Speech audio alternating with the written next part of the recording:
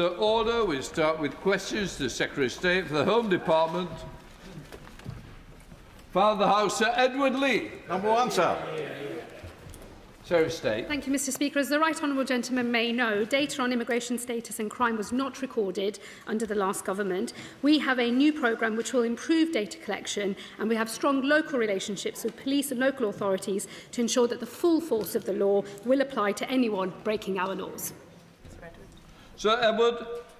The Home Secretary knows perfectly well how much it worries and infuriates people that people can enter this country illegally and commit crimes, and there's no proper vetting procedure before they're unloosed on society. So will she do this to try and reassure our own citizens?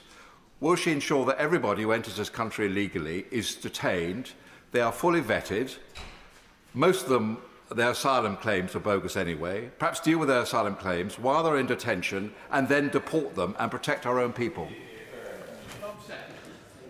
Well, I of course recognise the public concern around criminality, and that's why, of course, this government is working closely with all of our partners to not just improve data collection, but to have a risk-based approach so that we can manage those individuals who pose the highest risk on our immigration estate. If I may gently say to him, his suggestions for how we deal with those who seek to come to our country illegally, primarily through channel crossings, would have had more force if his government had succeeded in stopping those boats, as they often claimed that they would do so and utterly failed to do so. This government is using a number of approaches to try to get to grips with illegal migration, and will be bringing forward further changes to the House in due course. Chris Murray. Thank you, Mr. Speaker. The way to deal with any asylum seeker or indeed any migrant who commits a crime is to remove them from the country, which is why it's good to see that removals of foreign national offenders have gone up 40% from what was left under the last government. But actually the way you deal with crime in communities is by reinvigorating neighbourhood policing and supporting our police. So does the Home Secretary agree with me that that is two areas where this Home Office is clearing up the mess left behind by the previous government?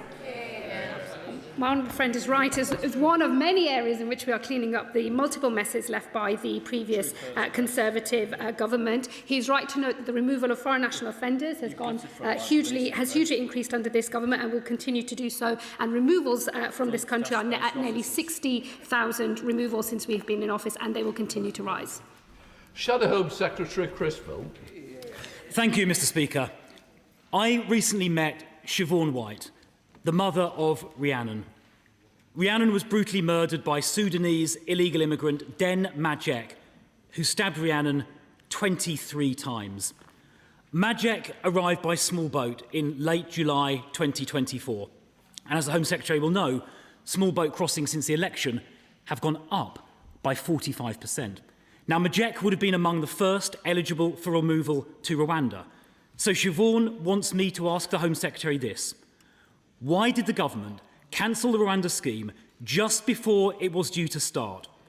Because if Majek had been removed to Rwanda, Rhiannon would still be alive today. Let me say, first and foremost, Mr. Speaker, that the murder of Rhiannon White was an abhorrent, horrifying crime, and our thoughts, and I know that of all of the House, are with her loved ones. The vile criminal responsible for her murder is behind bars where he belongs, and he has rightly received the strictest punishment of a life sentence. I don't wish to play politics with personal tragedy and government policy, but he will know, as we have discussed across this dispatch box on a number of occasions, the Rwanda policy was a gimmick, hundreds of millions of pounds spent with only 4 removals made from this country, his government knew that they were running into problems with that scheme already. This government has focused on measures that we believe will deal with the problems we're facing. It is taking some time, but they are the right measures, and they will get to grips with the problem that he left behind. Michelle Welsh. Thank you, Mr. Speaker. Question 2. Minister. Thank you, Mr. Speaker. This government has an ambitious programme to reform and improve how child exploitation is tackled. We are introducing a new offence of child criminal exploitation, establishing the independent inquiry into grooming gangs and the national policing operation, and expanding programmes to improve support to child victims of exploitation and trafficking. Speaker, in the UK, a child is reported missing every 3 minutes. These children are often the most vulnerable in society, as going missing can be a key warning sign of exploitation. Despite the clear connection, the term child criminal exploitation is not included in the Department for Education's statutory guidance on missing children from 2014. Given the Home Office also holds responsibility for protecting missing children, does the Minister agree with me that departments must work together to urgently update this guidance so relevant safeguarding partners can understand the risks, spot the signs and work together effectively to keep children safe? I thank the Honourable Lady, and I absolutely agree. The Home Office is working closely with other departments to ensure that there is a joined-up response when someone goes missing, through child protection reforms, updating key multi-agency safeguarding guidance, and the better use of technology, like our investment in the Tackling Organised Exploitation programme. Gavin Williams. Thank you, Mr. Speaker. With the government's plans to regionalise police forces and the potential scrapping of Staffordshire Constabulary, there's many people who are involved in the care of young people who are particularly vulnerable that fears that these moves will mean that there'll be less of a focus on protecting young children, as less senior police officers will be involved in working with local authorities to make sure those children are cared for. What actions will the Minister take to make sure that that doesn't happen? I thank the Honourable Gentleman, and I think he raises a really key and important point about how the reforms that will be brought forward will have safeguarding absolutely rooted at its heart. And I work frequently with the Children's Minister, for example, to make sure that whatever local multi-agency hubs are set up are actually fit for now and the future. But I give him my absolute assurance that I will take what he has said in good faith and make sure that that is the case. Shadow Minister Alicia Cairns. Thank you, Mr. Speaker. Online cowards such as Andrew Tate make money by radicalising boys into viewing women as prey, and Louis Theroux's documentary Manosphere has laid this bare once again. Meanwhile, we have religious preachers encouraging men to beat and rape their wives if they refuse to give them sex at their bequest. So will the Home Secretary issue statutory guidance requiring police forces to use existing incitement legislation to prosecute those who incite sexual violence against women and girls? And will she share what difference this could make? Because the reality is we have the laws, but they're not being used in creative ways to crack down on those who use their voices this way. I thank the Honourable Lady and feel equally disgusted by the examples that she has laid out. The Violence Against Women and Girls strategy makes very, very clear that tackling online misogyny, that the government will look across both regulation, legislation and education to do everything that is necessary to protect both the girls and boys in our country. Robin Swan. Question number 3, Mr. Speaker. Minister. This government is committed to building a strong and integrated society where people can express their religious identity without fear of harassment. Guidance is set out by the College of Policing through their professional practice guidance, but the Home Secretary has also commissioned Lord Ken MacDonald to undertake an independent review of public order and hate crime legislation, which will consider whether police powers strike the right balance between protecting the public and upholding the right to lawful protest. And we look forward to his recommendations soon. Robin Swan. Thank you very much, Mr. Speaker. Can I start by condemning the attack on the ambulances from the Hatzola Community Ambulance Service over the weekend? Mr. Speaker, a core tenet of our system and belief is that of a free civil and religious liberty for all. So would the Minister agree with me that we all have a role to play in upholding that core British tenet? Can I join him in condemning the attack that we've seen? He's absolutely right. Our British values of diversity, of tolerance, of freedom, of religious belief are one of our country's greatest strengths, and we all have a role to play to make sure we uphold them everywhere we can. Will Stone. Question number 4, please, Mr. Speaker. Sarah.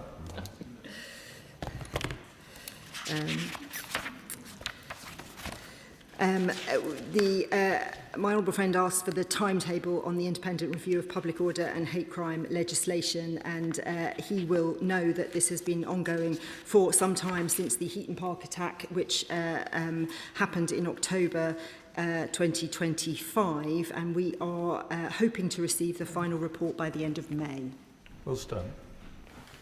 I thank the Minister for the response. This review is incredibly important in protecting people's rights to protest and ensuring our communities are safe. Can she give me her word that she is going to do everything within her power to make sure it does come out by the end of May? Thank you. I can assure my honourable friend that Lord MacDonald is working independently, but he has assured us that it will come before the end of May, and of course we will then respond before the summer recess. It's very important, yes. It's not standing then, no, Jim Shannon. Thank you, Mr. Speaker. Can I thank the Minister very much for that answer? Minister, I led a deputation to Kurdistan some time ago, about 5 weeks ago.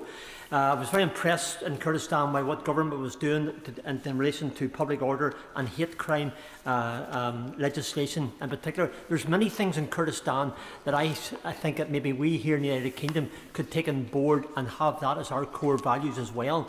Could I ask the ministers, maybe outside the remit of the honourable lady, but just to say, if they do something good somewhere else, I think we should look at it. Would she do that same thing for me? Thank you. Of course, we're always very happy to learn from countries where good things are happening and we can learn those lessons, so very happy to do that. Shabana Mahmood. Number 5, Mr. Speaker.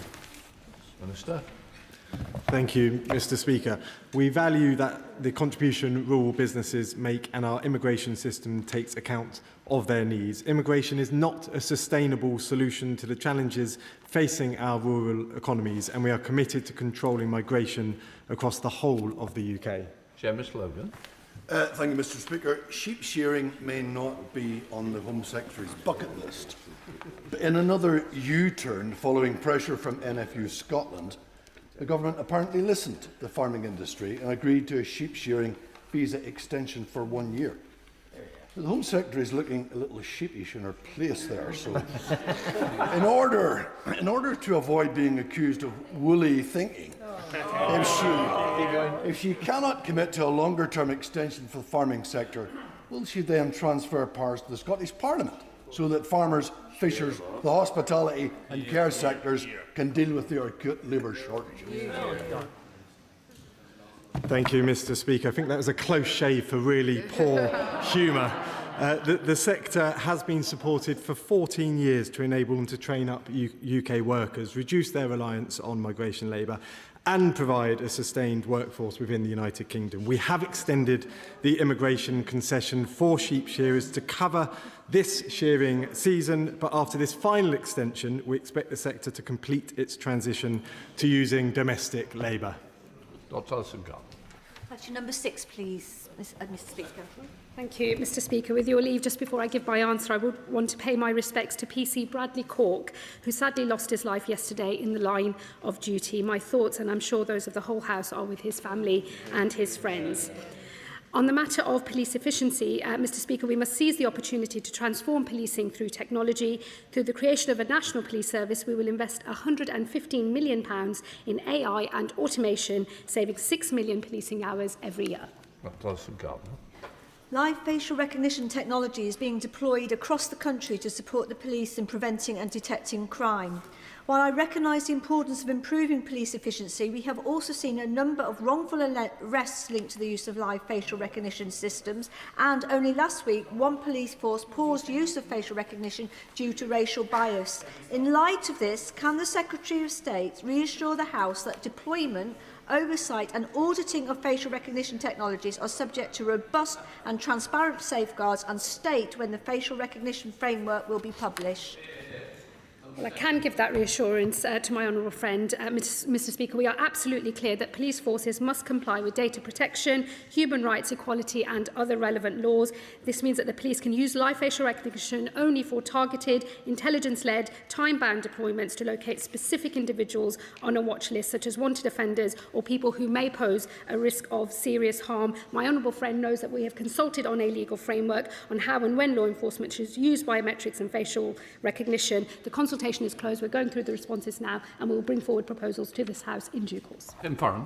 Thank you, Mr. Speaker. Police efficiency is the argument being used to call for or propose the merger of Lancashire and Cumbria police forces, something which I strongly oppose.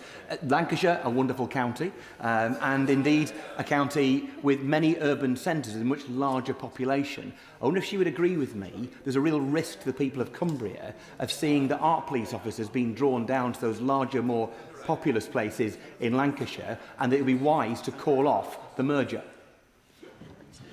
Well, let me say to the Honourable Gentleman, firstly, there are no planned mergers. There is an independent review by Lord Hogan Howe that will advise the Government on the right number of regional forces as part of our plans to change policing so that we have a national police service, regional forces and then local police areas able to police their local communities as well. So those are the proposals that we've announced. Lord Hogan Howe is doing his review. When it reports, I'm sure we'll be able to have a debate on what he proposes for regional forces. But I would reassure him, local police areas will be a key part of these reforms as they are rolled out, and it will deal with exactly the problems that he has raised. Robin Moore.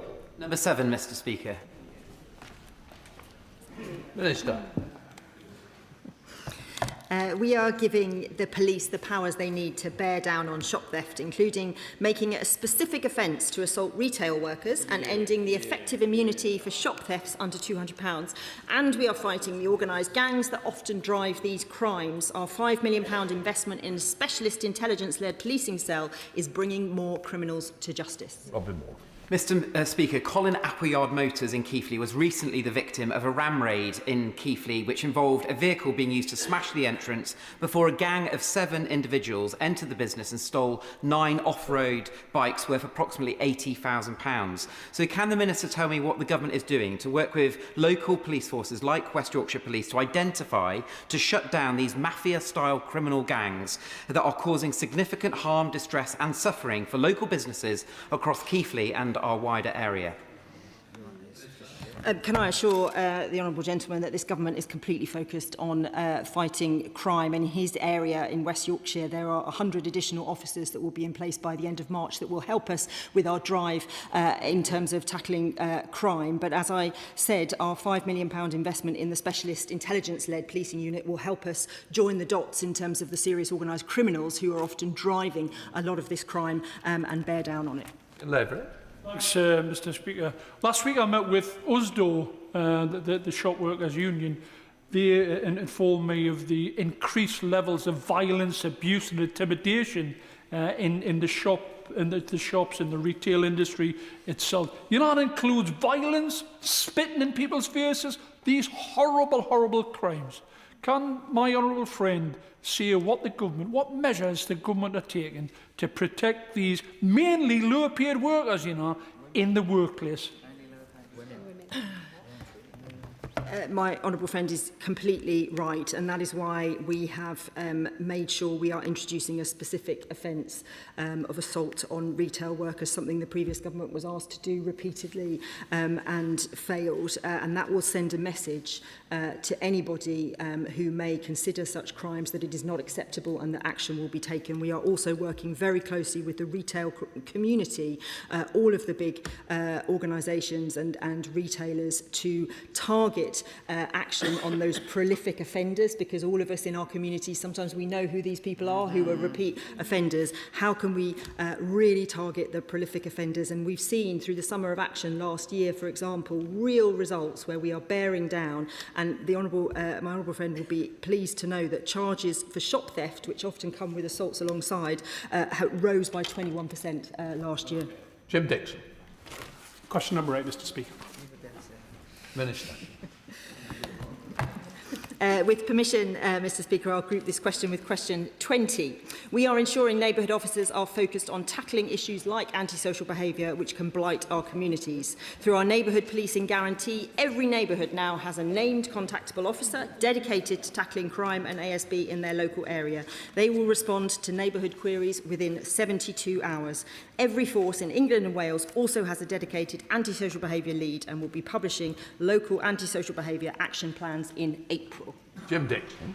Thank you, Mr. Speaker. Can I say that I'm very grateful to the Minister for her reply, but also for meeting with me and others at the end of last year to discuss the troubling and growing trend of the use of catapults to target wildlife and people in Dartford and across Kent. And I really appreciate the work she's doing to organise a round table to take place soon, where wildlife groups, farming representatives, the police and others can meet to discuss how we can take action to reverse the dangerous and illegal use of catapults. Could the Minister confirm whether, if after the round table the evidence supports it, she will consider adding catapults to the list of offensive weapons, which will enable the police to act promptly and effectively to disarm those using catapults to harm people and wildlife whilst protecting legitimate uses? Minister. Can I thank my honourable friend for his campaigning on this issue and for drawing attention to something that is very significant in parts of the country, seems to be on the rise, both in terms of its impact on wildlife but also on people.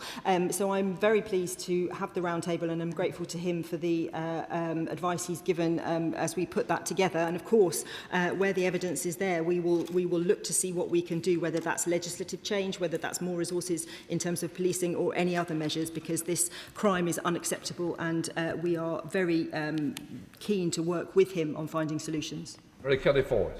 Thank you, Mr Speaker. Residents in Langley Moor, Belmont, Eschwinen, North Road, Pittinee and the Sunderland Road estate are seeing growing levels of antisocial behaviour, from yobs on e-bikes, intimidation of shop workers, public disorder and arson in parks and woodlands.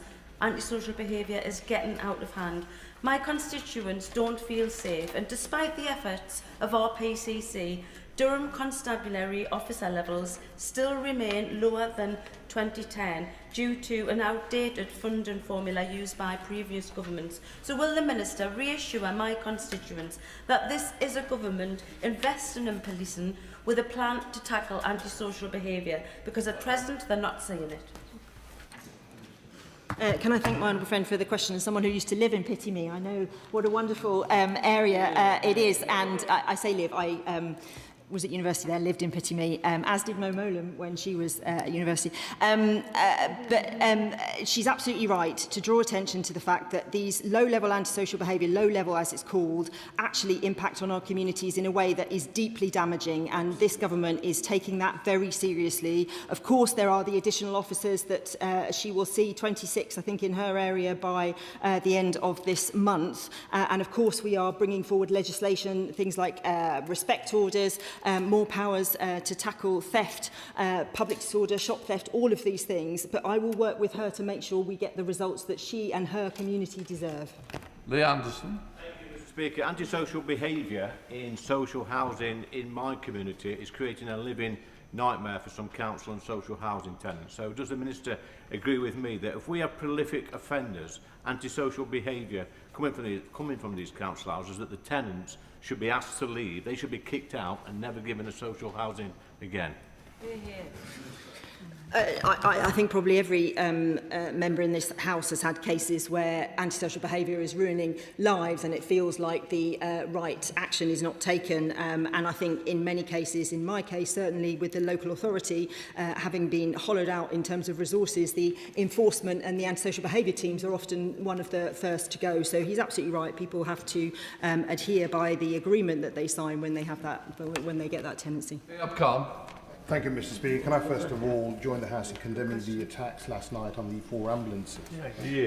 In my constituency of Birmingham, Perry Bar, antisocial crime is on the rise. Yet since 2010, West Midlands Police has 520 less officers to tackle it. And now, thanks to the government leaving a funding shortfall of £41 million, residents must either pay more council tax to fill the gap or lose another 80 police officers. Labour promised more police officers on our street, and now they are pedalling backwards on their word. Why should the people of Birmingham, who have seen their council tax rise by 24% over 3 years, be squeezed even more to keep what little police presence they have? Good question.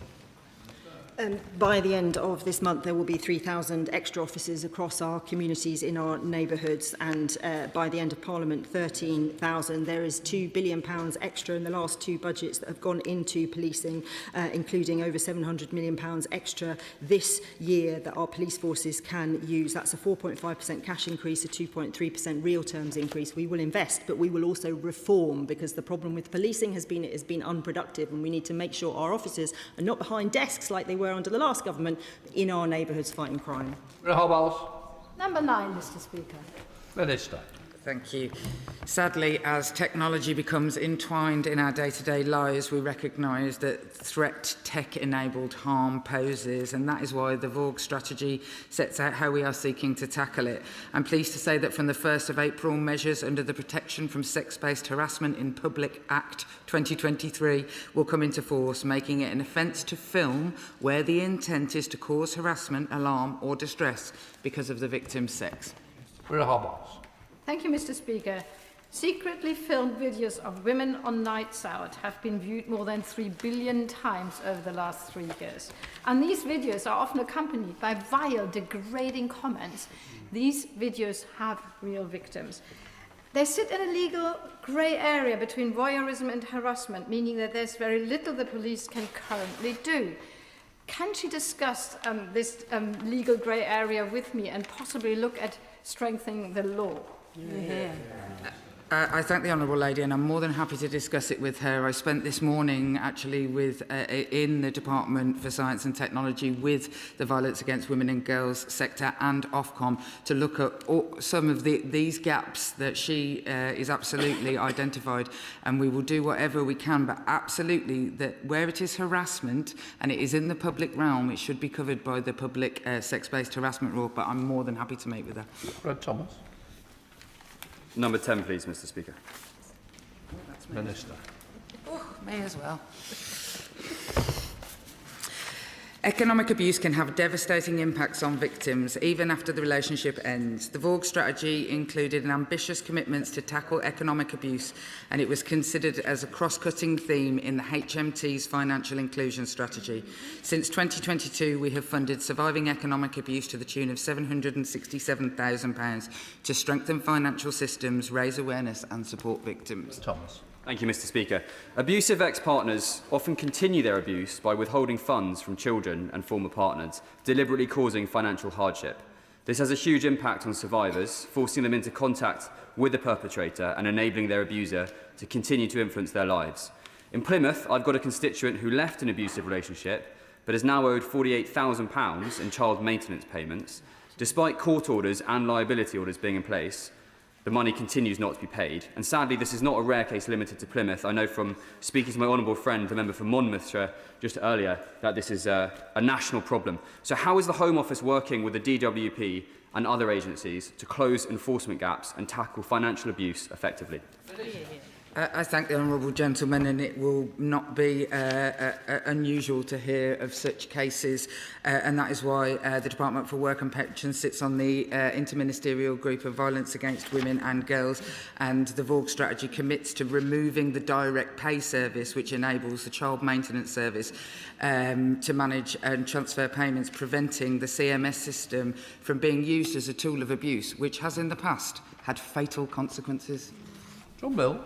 Thank you, Mr. Speaker. Following on from the previous question, financial abuse between couples sadly does not always end at separation, and many women struggle to access child maintenance safely.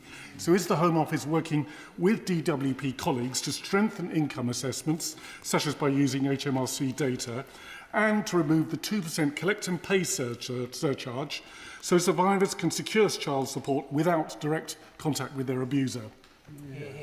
I thank the honourable gentleman, and as I said in answer to my previous question, the Department for Work and Pensions is an absolutely fundamental and core part of the interministerial group that works on the Violence Against Women and Girls strategy, because the financial tools, not just through mortgages and other assets that people have and use in cases of domestic abuse and coercive control, is absolutely vital that we make sure our benefits system and the state systems that we use with regard to children especially are not used as a tool for abusers.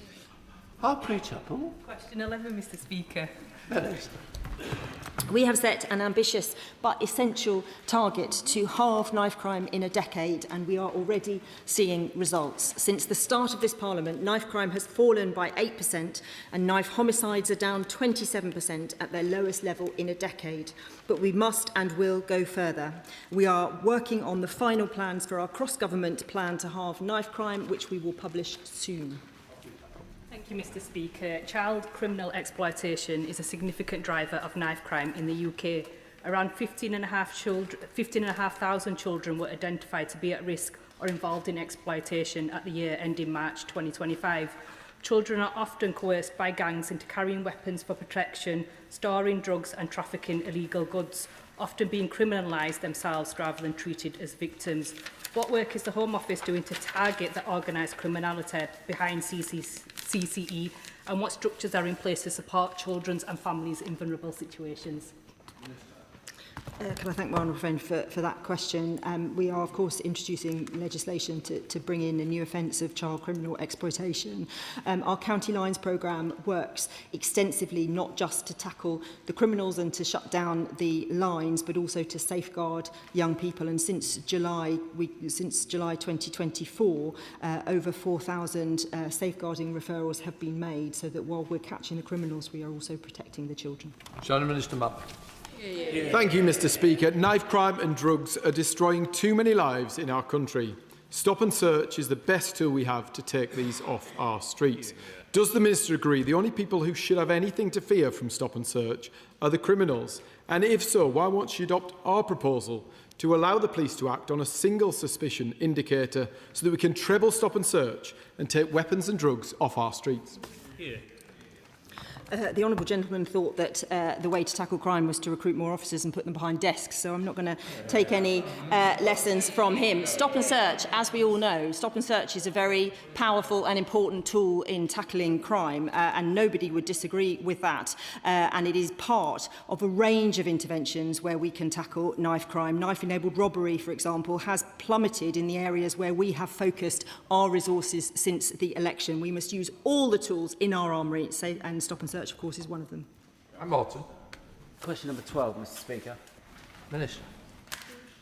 Thank you, Mr. Speaker. This government remains grateful for the generosity shown to the Ukrainians who sought sanctuary here. The recent 24-month extension of the UPE scheme demonstrates our intent to ensure people have stability through the Ukraine schemes. The government has always been clear that this bespoke offer of sanctuary is temporary and in line with the wishes of the Ukrainian government. That position has not changed. We are, however, monitoring developments in Ukraine and intend to update the House on long-term plans later this year. Martin. Thank you, Mr. Speaker. And I know the Minister will listen carefully to this question because he used to live in Tunbridge Wells. So Elena is a Ukrainian woman who works in our local hospital. She hasn't been able to advance her career because she's not able to study because of her visa restrictions. Now, I know that the government doesn't want to give Ukrainians permanent settlement. They've made that very clear. But will the Minister at least divine a pathway by which they can give visa security to the Ukrainians so that they can get mortgages, they can get jobs and they can study? Because those are the three things at the moment that they're really restricted in being able to do.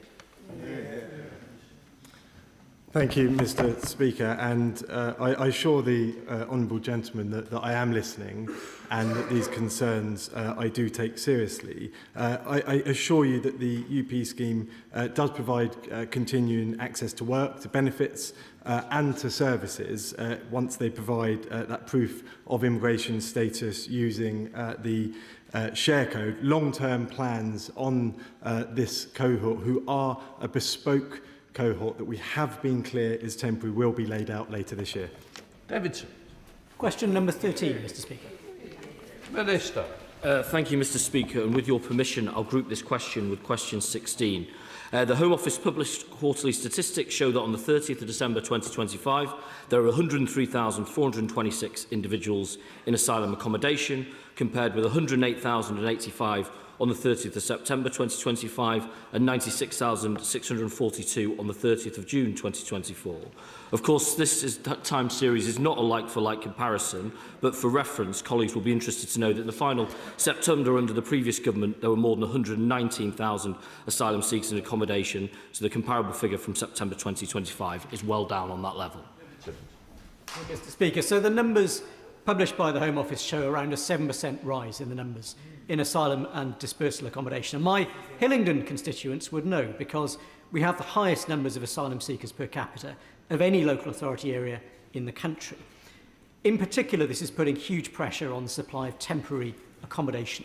And my local Conservative council argues that it should put the needs of long-standing local residents for housing ahead of those newly arrived as asylum seekers. Does the Minister agree? Well, I suspect the honourable gentleman would say this too, but I wish the previous government had used their time to actually build some houses. That's at the root of our housing crisis.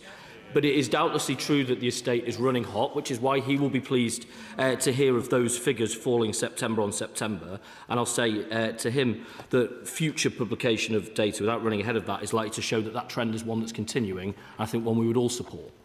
Thank you, Mr. Speaker. Since Labour came into power, the number of people in asylum accommodation, whether that is hotels or now into dispersal accommodation, is up by over 6,000 people. Now, with figures like this, no resident in South Northamptonshire believes that this government is tackling this issue, especially with the continued operation of the migrant hotel in my constituency. So with the warmer weather coming and the better weather with that, the boat crossings will obviously continue to increase. So what is the government going to do differently to tackle this and stop the boats as they promised? Well, the Honourable Lady will know that in the asylum policy statement we set out the most significant reforms to the asylum system. Certainly in my lifetime we've already introduced the reduced protection period. We're making quicker decisions, better decisions than ever before. We've increased removals, 30% increase on our predecessors. Those together are decreasing those numbers. As I say, that September on September number, with perhaps future good news to come. Thank you, Mr. Speaker. Can I begin by thanking the Minister for the work that he is doing to close asylum hotels, including the Crew Arms Hotel in my constituency? And can I encourage him to go further still to close the Royal Hotel in my constituency? But will he also join with me in reminding the members opposite that it was under a Tory government, prominent members of which now sit with the turquoise Tories over there, that the concept of asylum hotels was invented, and who presided over the opening up of the business model for small boats crossings in the first place? Well, the honourable gentleman's right, and Reform wants to say that they're a new voice in politics, but they look very similar to the old voice, if you ask me. But the important thing that his constituents will know is that the government, the opposition, when in government, the Tories opposite, they were the ones that opened those hotels, and Labour will be the ones that closed them. Matt Pickers, Shadow Minister. Thank you, Mr. Speaker. On the 30th of June 24, there were 96,642 in asylum accommodation. The latest figures show there are more than 103,000. So despite the creative interpretation, the number is up, not down. There's a distinct lack of gang smashing going on. Crossings are up 45%, and the government's new border commander has already given up and quit. When will the government accept their approach is making things significantly worse? I mean, I would gently say to the honourable gentleman, I think creativity is pointing at different dates in the calendar of a profile that he knows has seasonal elements to it, and trying to compare them as like for like. He knows that doesn't work. But in terms of, he's very kind in giving him the opportunity to say that with regards to tackling organised immigration crime, that work is at its record level, a 37% increase under this government with 5,000 disruptions. That's the serious work. They'll throw rocks from the sideline, but that's what they do, isn't it? Ms Wilkinson, Liberal Democrats. Thank you, Mr. Speaker. The Home Secretary's authoritarian tendencies often please the Reform Party and the Tories, but some in her own party are apparently less happy with that approach to immigration and asylum. The changes to ILR in particular risk busting efforts at social cohesion while harming public services and the economy and creating unworkable bureaucracy in the Home Office.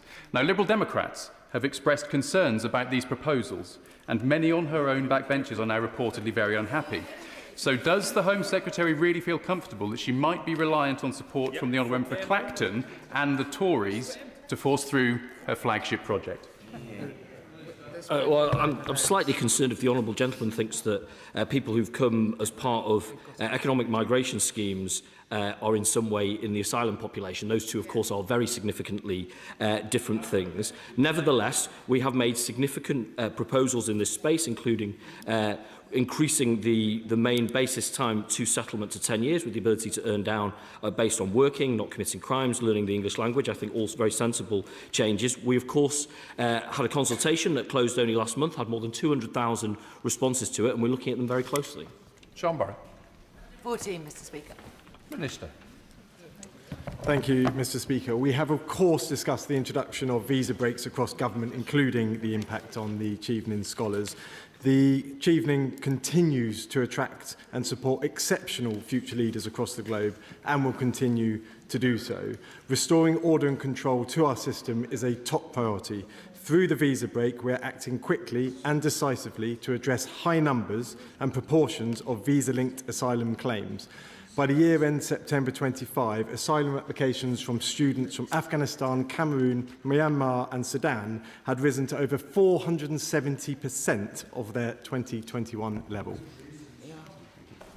Thank you, Mr. Speaker.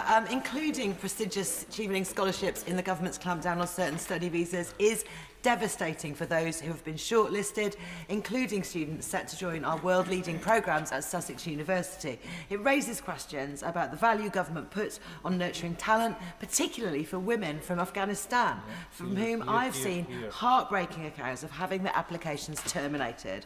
So will the Minister and Home Secretary urgently revisit this decision? Thank you, Mr. Speaker. I've laid out the concerns and the reasons for this break. And Afghanistan, for example, has seen 93% of those coming over as students claiming an asylum. The Green Party may well want open borders. That's not what we stand for. We stand for control, we stand for order, but at the same time compassion, which is exactly why we're looking at safe and legal routes whilst working to control the borders. Votes. Thank you, Mr. Speaker. Number 15, please. Minister. We are delivering the cross-government Freedom from Violence and Abuse strategy published in December, which sets out concrete actions to halve VOG in a decade through preventing violence and abuse, pursuing perpetrators and supporting victims. As part of this, we have already launched our behaviour change campaign, rolled out domestic abuse protection orders and embedded domestic abuse specialists in police control rooms under an Eames law. Votes. Survivors in Monmouthshire tell me that economic abuse did not only feature in the course of their relationship, it has stopped them rebuilding their lives long after they have left. For some, the separation compromised their business. Others faced continued control through child maintenance disputes. So can the Minister please tell us what measurable outcomes have been set within the VOG strategy to tackle economic abuse, and how that progress will be reported on to this House and elsewhere? I thank the Honourable Lady, and what I committed to in the launch of the Violence Against Women and Girls strategy was to annually update the House on progress across a number of different metrics, both the overarching and those that sit within different government departments who, I have to say, are having to take responsibility for this, some of them for the first time, but specifically working with the financial sector and regulators. The strategy talks about exploring how financial products, including joint mortgages, can be used as a tool of abuse. So we will be working with departments like the Treasury to look at exactly how we can monitor progress against all of our aims, and I will report on that annually. Clive Jones. Thank you very much, Mr. Speaker. One of my constituents suffered such coercive violence that her partner was able to force her to allow him back into the home. She couldn't tell anyone, and he continued to assault her daily. She reported this behaviour to the police, but they did very little. The partner is now in prison for under 5 years, and authorities are concerned that he will target her again when he is released. What is the Minister doing to ensure women are properly protected against coercive violence and justice is carried out against ex-partners to end this awful cycle of violence? I thank the honourable gentleman and send all my sympathy to his constituent, who sounds like she's had a terrible ordeal. So one of, just off the top of my head, one of the measures that the government has rolled out is the domestic abuse protection orders, which have the power of arrest if breached, and also are for the first domestic abuse order that includes coercive and controlling behaviour as a thing that those orders can be taken out, and the evidence so far of the police responses to those orders compared to other orders has been really, really heartening, and we will be rolling those out across the country. To Toplittle's, Miracle Ford. Thank you, Mr. Speaker. Question number one. Thank you, Mr. Speaker. I want to address the terrible scenes in Golders Green last night, where 4 Jewish community ambulances were set on fire.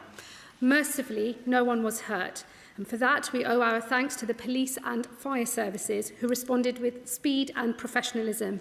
An investigation is underway. We know the Metropolitan Police are treating this as an anti-Semitic hate crime and have stepped up their support to Jewish communities across London. That the attack was directed at Hatzola, a community ambulance service, an institution devoted to saving lives, illustrates how warped those behind this attack are. I am pleased that the Health Secretary is providing replacement ambulances, but clearly justice is required. There have as yet been no arrests, but the perpetrators must be in no doubt. We will pursue them and make them face the consequences of this wicked crime. I urge anyone with information to contact the police, who have the full support of my department. This incident comes at a time of soaring anti-Semitism in our country, and today my message to our Jewish community is clear. We stand with you, we will do everything in our power to protect you, and we will fight relentlessly to rid our society of anti-Semitism. Thank you, Mr. Speaker. I'd like to congratulate Maya's Law campaigners, particularly Maya's great aunts, Gemma and Rachel, for their passion and tenacity in lobbying MPs to support their campaign to improve child protection laws in the UK. Does the Minister agree with me that it's unforgivable that someone who's supposed to look after a child could end up hurting them instead? And will they ensure that the debate my honourable friend from Bladen and Concert has secured on Maya's Law receives full support from the government? Thank you. Well, the circumstances that she outlines are obviously horrifying, and it is abhorrent for anyone entrusted with the care of a child to cause harm to them. Can I assure her the government will absolutely be engaging fully and constructively with the debate that she mentions? Shadow Home Secretary Criswell. Thank you, Mr. Speaker. I have come here directly from Golders Green, where I have just visited the scene of the appalling attack on the Hatzola ambulance service, and I strongly urge the Home Secretary to visit as well.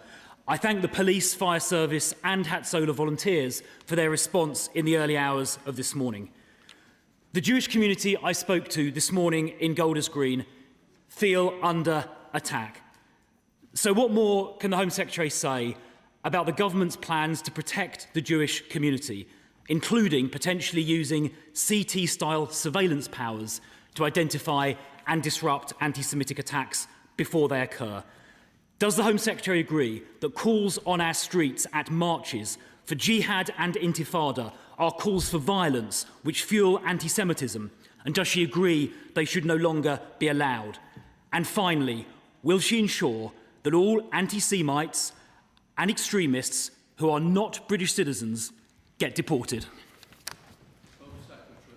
I thank the Shadow Home Secretary for his questions. Let me just assure him and, most importantly, the community, not just in Golders Green, but the whole of the British Jewish community. This government takes very seriously the rise in anti-Semitism that we've seen across our country. We are approaching this with a whole-of-government response. My colleagues in health, in education and in the communities and local government department are all taking forward the government's social cohesion action plan and taking specific measures to tackle anti-Semitic hate crimes.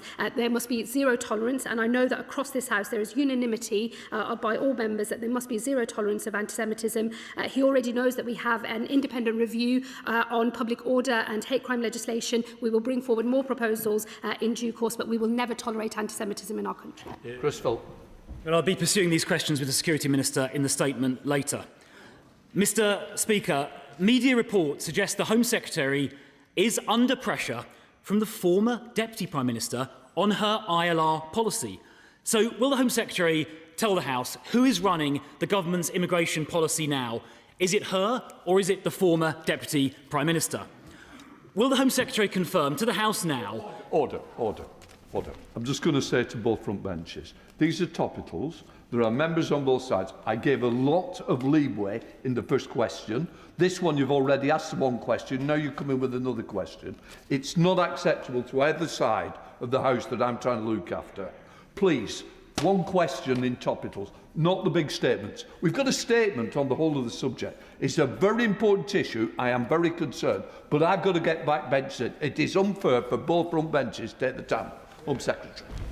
Mr. Speaker. I've almost forgotten the question that the Honourable Gentleman had, but the assertion that he makes at the heart of what he just said is absolute rubbish. He knows that the government has already said that we are going to be consulting on the changes that we wish to make, and I will bring forward those proposals in due course.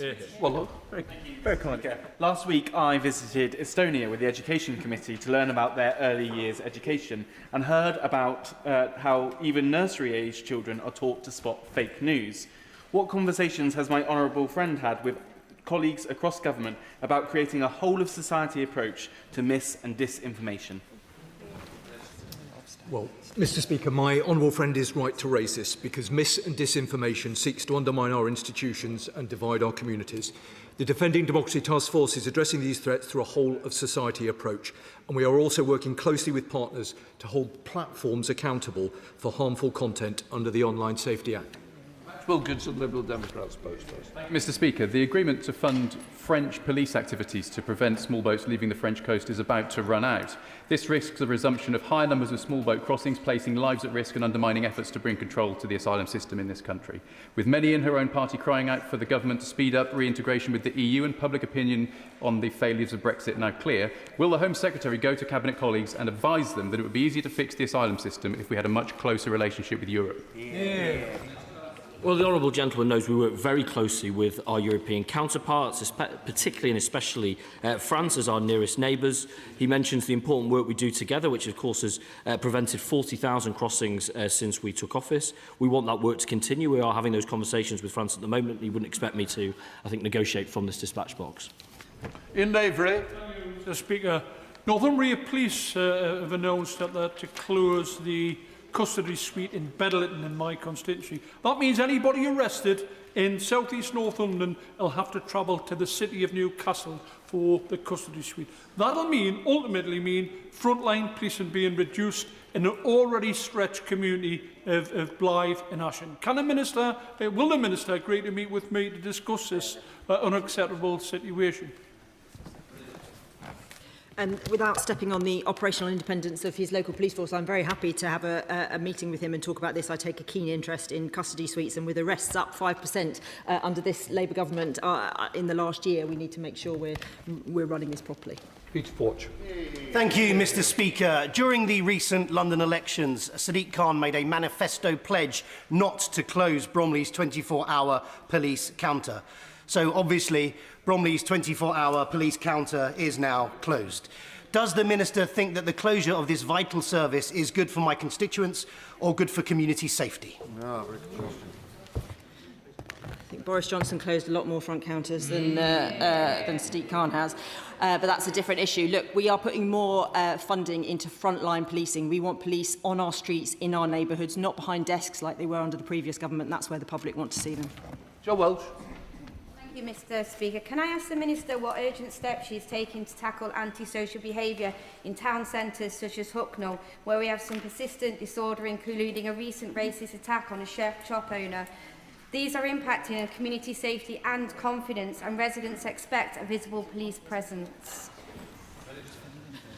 Of course, as well as increasing the number of police on our streets and in our neighbourhoods, we are introducing respect orders to tackle antisocial behaviour. We are seeing shop theft charges going up in our town centres. We're having targeted approach with our policing to really tackle our town centres and take antisocial behaviour very seriously. And we will continue to work to make sure we are making our streets safer, which they are becoming, and they will be more so when we have 13,000 additional officers on our streets. Yeah. Mr. Speaker, residents in Devon want to see visible community policing. The New Towns Task Force recommended a new settlement called Malcolm in East Devon. When new towns are built, how are additional police officers allocated to the area, please? So, of course, we are ensuring that each police force has the support that it needs in terms of additional funding, and then rolling out our target for 13,000 extra additional police. He asked an interesting question about new towns and making sure that we've got policing in that. We are also reviewing the police funding formula, which, as everyone in this place knows, is outdated. So all of these things together, we will ensure his community is supported. Thank you, Mr Speaker. I welcome the Home Secretary's commitment to community sponsorship of refugees coming here under proposed new safe and legal routes. We've got several good examples of this in my constituency. What steps has she taken in line with the recent asylum policy statement to allow more communities like mine to sponsor refugees and support the government's safe and legal routes programme? Well, my honourable friend knows that we have announced 3 specific types of safe and legal routes for students, for workers and also a community sponsorship scheme. The student scheme will go live later this year with the first applicants arriving autumn of next year. And we are designing the community sponsorship route with community organisations and international partners as well. I'm sure he'll be wanting to make representations for what his community might want to contribute to the new routes. But the design is underway and they will be rolled out in due course. Stafford. Given the ongoing national security concerns, including risk of foreign interference in elections, will the Home Secretary set out what her department is doing to ensure that individuals convicted of terrorism offences are prevented from standing for elective office in the UK? As the honourable gentleman knows, these are matters that we take very seriously and are addressing through the work of the Defending Democracy Task Force. Speaker, I am currently supporting a constituent who, after leaving her abuser, was locked out of her home, left with thousands of pounds of arrears run up in her name and denied access to her own bank account. Does the Minister agree that post-separation abuse is too often overlooked and still not recognised widely enough, and what steps has she taken to better protect victims? Minister. I thank the honourable lady and I absolutely agree with her. The Violence Against Women and Girls strategy will really focus on the specific issues of ensuring that we have that services such as the police get it right about post-separation coercive and controlling behaviour. Sarah Dyke. Speaker, criminal gangs are targeting isolated farm and woodland, dumping lorry loads of illegal waste, posing serious environmental risks. The Environment Agency reports that offenders are saving thousands of pounds in disposal costs, whilst landowners face the financial responsibility of clearing the site. So will the Minister support the National Crime Agency in preventing and effectively prosecuting serious and organised rural waste crime? The Honourable Lady is absolutely right. This rural waste crime is completely unacceptable, often driven by larger, serious organised criminal gangs, and we are absolutely determined to bear down on it, yes. Graham Stringer. The Secretary has been commendably robust in her response to anti-Semitism and attacks on Jewish institutions, particularly since the 2 members of the congregation at the Heaton Park synagogue were killed. After that attack, the MacDonald report, or the MacDonald inquiry, was set up to look into hate crime and public order. I think for the first time this afternoon we have heard that that's not going to report till May, when it was promised for February this year. Can she speed it up, please? Yes, it is an independent review and I'm in constant discussion with Lord MacDonald. He has requested a short extension in order to deal with the matters comprehensively, and I think it is right that the independent review has the time it needs, but it will be brought forward very soon. John Lamb. Speaker, it's been reported that under the SNP, Police Scotland has written off 25,000 crimes without investigation, including shoplifting, theft and vandalism. So does the Minister agree with me this is a surrender to criminals, leaves people wondering why they report crimes in the first place, and shows that life in Scotland is a soft touch to criminals under the SNP? And I can reassure the honourable gentleman that England and Wales policing, which I'm responsible for, will get the support it needs and bear down on criminals in exactly the way it should. Jed Davey. Thank you, Mr Speaker. Mr Speaker, I meet regularly with lead stakeholders in my constituency who work passionately to keep children safe and to reduce knife crime. Can the government say what work they are doing, working with grassroots organisations to support them in their work to prevent knife crime? This government funds violence reduction units, and our police and crime commissioners, where we don't have them, also make sure we are funding a raft of organisations who know what's happening on the ground, know what the interventions are, know how he can drag children out of crime and into making better choices. I see that in my constituency. I know she sees it in hers, and those community leaders really are the bedrock, and we must support them as much as we can. Sarah Poach. Thank you, Mr Speaker. Is the Home Secretary comfortable with the reality that as a woman she could not stand and pray alongside the Mayor of London at last week's event in Trafalgar Square? I will always be a very proud British Muslim.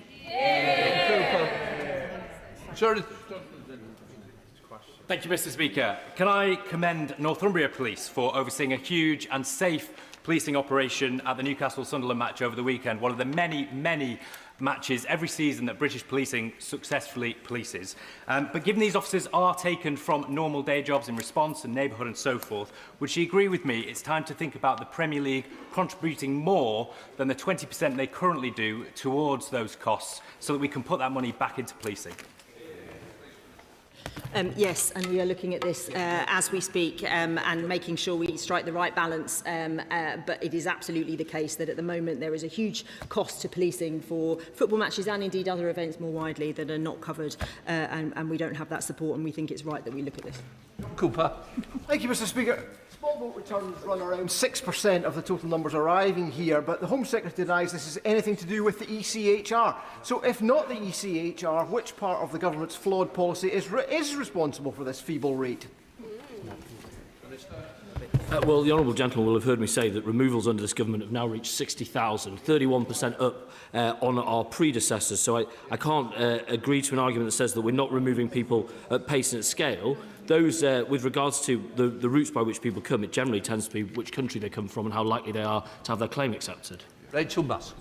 Mr. Speaker, my constituent was just 13 months when she came to this country. As a teenager, she was taken into care. She was then groomed and exploited into county lines and now is serving time in prison. Why is this government deporting her when she has only known this country? And would they instead look at giving her proper rehabilitation and getting her life back on track?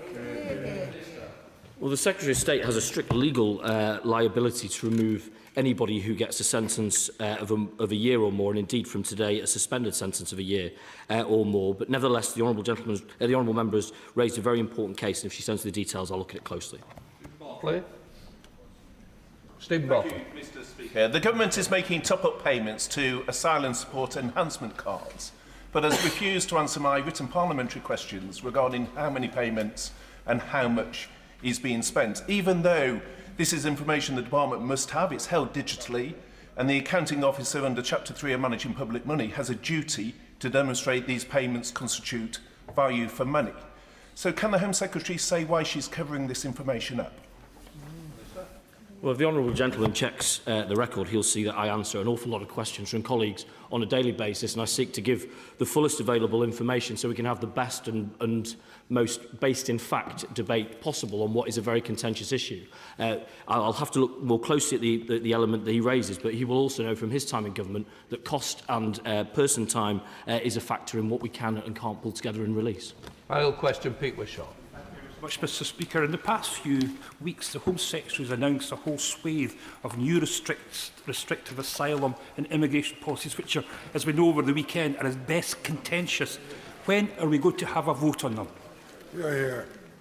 Well, the honourable gentleman hosted and called and secured a very, very good debate only last week, Mr. Speaker, that was well subscribed, and we had a very good conversation there. But I'll say to him, as someone who's well experienced in this place, that where we need primary legislation, there will be primary legislation. When we need secondary legislation, there'll be secondary legislation. If things are matters for policy, well, there'll be a matter for policy. Right, we'll let the front benches change over.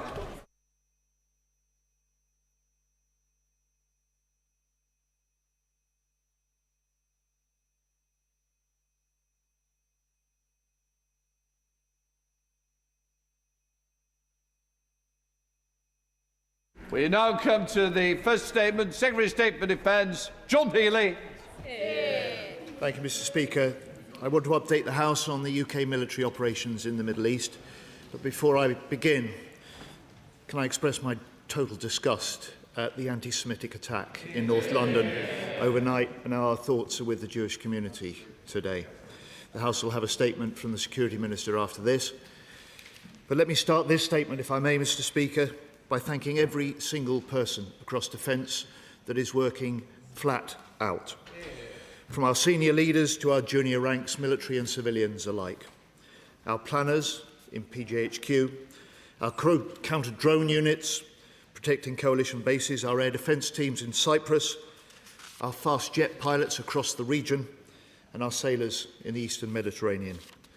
I say to them, on behalf of the House, you are proving yet again you are the best of Britain in action. Mr. Speaker, with the fast-moving events in the Middle East, we're maintaining a clear, consistent approach, and as I said in my statement to the House last week, the UK Government's decisions and actions are founded on three principles. The first is defensive, taking the necessary action to strengthen our collective defence. That's why I've been putting vital military assets into the region since January. Second is coordination with allies, leading and coordinating our responses with NATO allies and with partners including the US, the G7, the E5 and Gulf nations. The third is legal, ensuring a legal basis for our decisions, allowing ministers to make sound choices and allowing our military to operate with the fullest confidence. And UK action remains grounded in these principles and our purpose to protect British people, protect British bases and protect British allies.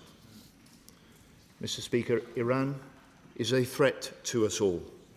It's lashing out and its attacks across the region are escalating. Since the start of the war, Iran has attacked 12 countries. It's fired over 3,500 ballistic missiles and drones. Both military and civilians are in their sights. Oil refineries bombed, embassies and bases targeted, commercial ships hit. Some allies, such as France and the US, have had service personnel killed, and the House will want to join me in offering our condolences to their families and to their comrades. In conflict, you can never remove risk, but I am able to say that all UK personnel so far are fully accounted for. Mr. Speaker, Iran's attacks are widespread and destructive. And I can confirm to the House in the early hours of Friday morning, 2 Iranian missiles were launched in the direction of Diego Garcia, our joint UK and US base. One fell short of its target, the other was brought down short of its target. Neither got close to Diego Garcia. The UK was not required to take action, and normal operations continue. I totally condemn Iran's reckless attacks. Iran must stop. It must de-escalate. We want to see this war end now. Mr. Speaker, my priority as Defence Secretary is the protection of UK personnel, and I continue to keep the force protection across the region at the very highest levels. And those measures are reviewed daily by both the Chief of the Defence Staff and the Chief of Joint Operations to ensure that our personnel are as safe as possible. Mr. Speaker, we know, however, that Iran's aggression and intent reaches beyond the Middle East. So we continue to track the potential threats here at home. And over the last year, we've been boosting our defence, cyber defences, and tightening base security. And I want to thank the Military Police and Police Scotland for their quick work to arrest, then charge 2 individuals who approached the Clyde base last week and unsuccessfully attempted to enter. Mr. Speaker, in terms of our UK defensive operations in the region, since last January, weeks before this conflict started, we took significant steps to pre-position Typhoons, F-35s, counter-drones teams, radars and air defences in the region. And it was these advanced preparations that made a real difference and meant that from day one, we've been defending activity and mounting those actions to protect ourselves and to protect our allies. And when Iran started hitting out, putting British people and British allies and service personnel at risk, I committed further resources to the region, including more fighter jets, helicopters and a warship. RAF and Navy pilots have now racked up nearly 900 flying hours in defence of Cyprus, Jordan, Bahrain, Qatar and the United Arab Emirates. We have more jets in the region than at any time in the last 15 years.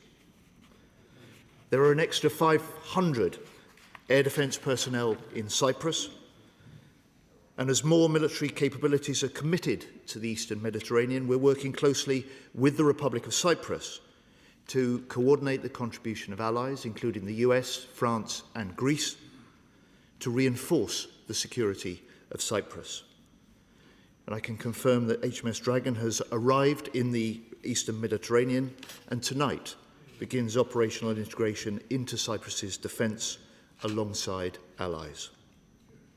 More widely, UK Space Command is monitoring daily Iranian missile activity and provided early warning to our armed forces and to our allies operating across the region. Our military and our industry have a shared mission in the UK, and that is to step up support and to help defend Gulf partners during this conflict. So last week we brought together Gulf ambassadors and defence attachés with UK defence firms. And the MOD has now established Task Force Sabre with industry to support partners across the Middle East with rapid procurement. We will soon deploy lightweight multiple launchers to Bahrain, including with training, and we will be deploying Rapid Sentry to Kuwait. And Rapid Sentry is a battle-tested, ground-based air defence missile system that has already proved highly effective for UK forces taking down drones in the region. Turning to the Strait of Hormuz. Mr. Speaker, people and businesses are increasingly worried about the economic impact of this war, and the Prime Minister will chair a COBRA meeting later this afternoon to discuss the economic impact, which I will attend.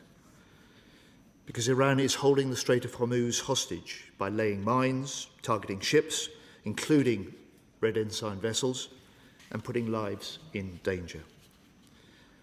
This is complex, and any resolution requires close work with allies and multinational support. So the UK, along with 29 other nations, signed a joint statement late last week, which condemned in the strongest terms these attacks on unarmed ships, strongly backed the freedom of navigation, and expressed our readiness, I quote, to contribute to appropriate efforts to ensure safe passage through the Strait. I discussed this with E5 defence ministers last week. We've now deployed UK military planners into US Central Command to develop options. We're looking to accelerate new UK mine hunting and drone technology.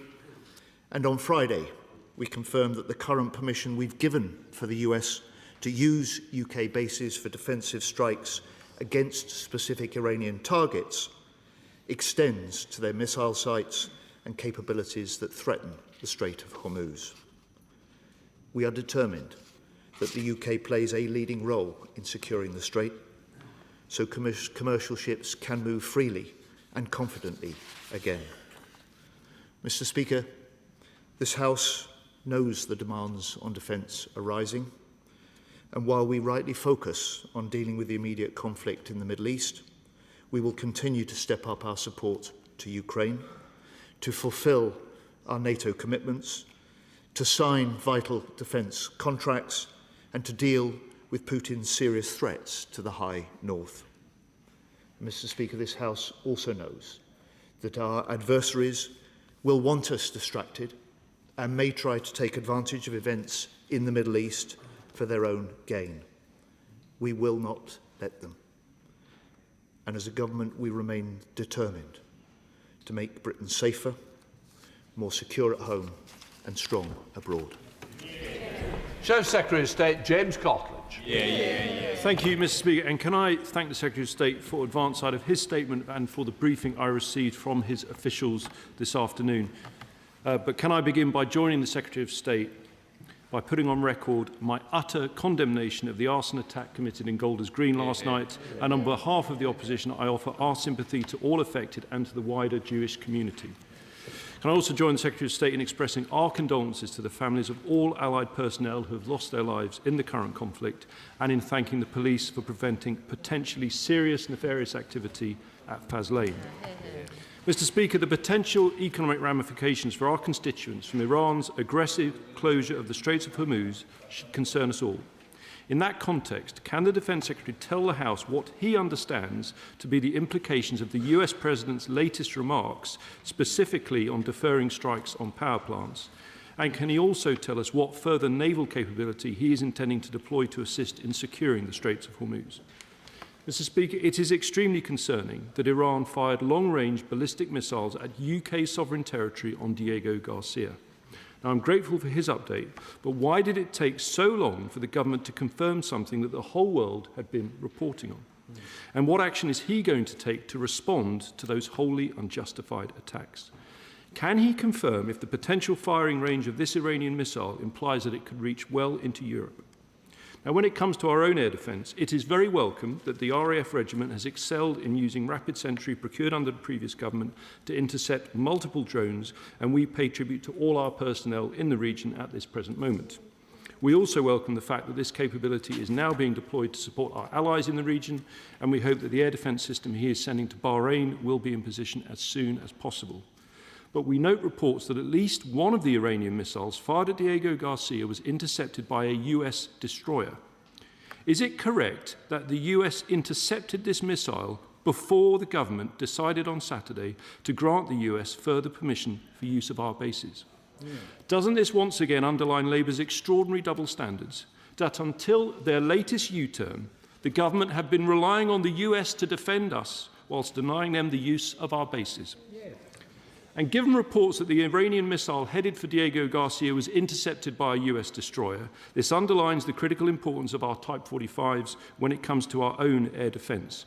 So whilst we welcome HMS Dragon finally arriving, does he regret not sending her much, much sooner? As he knows, the Type 45 Sea Viper air defence system relies on Aster missiles. Last week, I wrote to him, urging him to use the HMT reserve funding for the Middle East operations to urgently procure missiles needed for the Middle East, including LMM for our Wildcat and Rapid Sentry, ASRAAM for our fighter jets, and Aster for the Type 45s. Since then, he's confirmed the order of LMM, which I welcome. Will he now use the reserve to order more air defence missiles for our ships and fighter planes? Of course, if our Type 45s are to intercept the most sophisticated ballistic missiles, they need the Sea Viper system upgraded to Sea Viper Evolution, which I have repeatedly asked ministers to accelerate, as it is currently scheduled to enter service in 2032.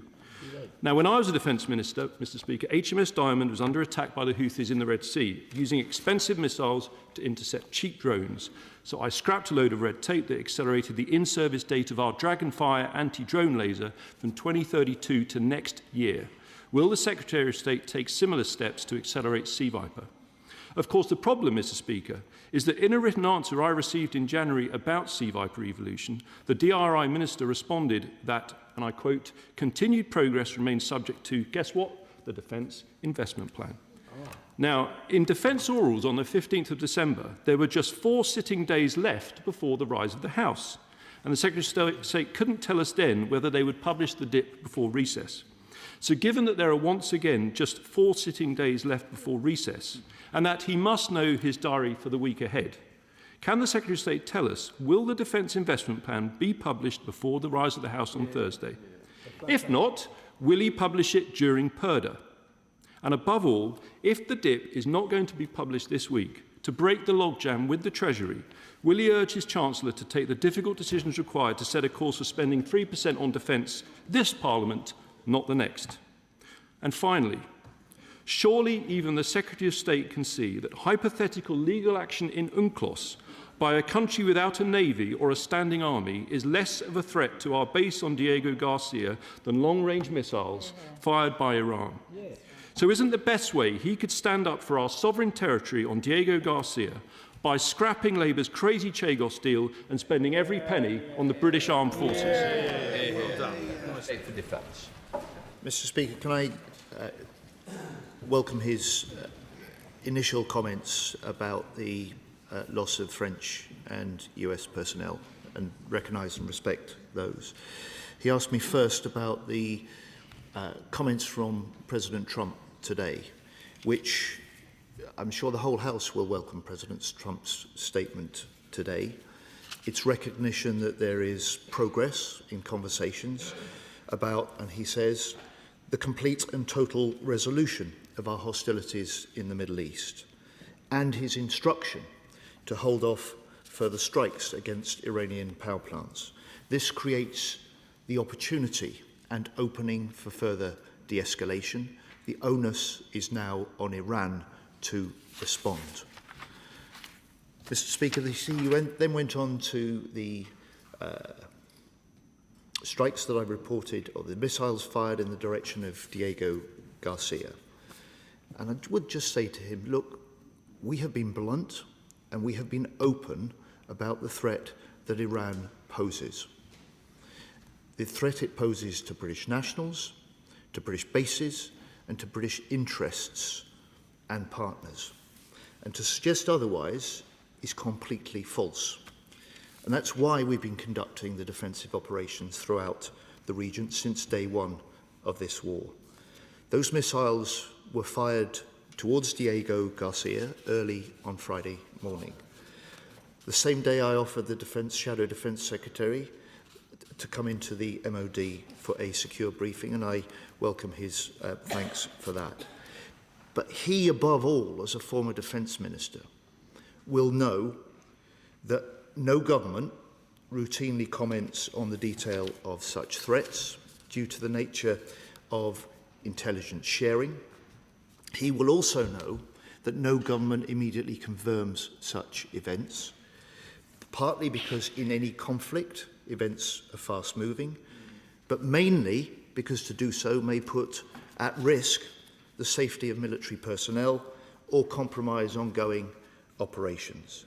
And I just say to the honourable gentleman to bear that in mind for the future.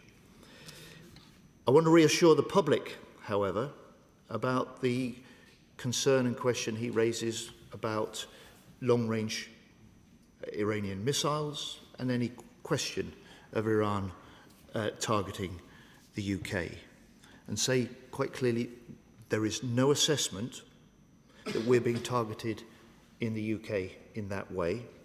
We have the resources, we have the alliances in place in order to keep the United Kingdom safe from any kind of attacks. We operate a layered defence of this United Kingdom, our Navy, our RAF, our Army, all involved. And of course, we operate our defence with other NATO allies. And so it's the layered defence against missiles or any sort of other threats which is an important part of keeping this country safe. And I say to the honourable gentleman, it seems to have taken a war in the Middle East for him to realise that air and missile defence systems for the UK are important. No, because in the last year of his government, they slashed defence spending on ground-based air defence by 70%. Because when he was Defence Minister, he promised a munitions strategy which he never published and was never funded. And it was down to this government last June, as part of the Strategic Defence Review, that announced an extra £1 billion for air and missile defence above the Tory plans that he left. And, Mr. Speaker, it's UK, under this government, that has been leading NATO's Diamond Air and Missile Defence Initiative. It's this government that this year alone has boosted spending on counter-drone systems five-fold from his last year in government.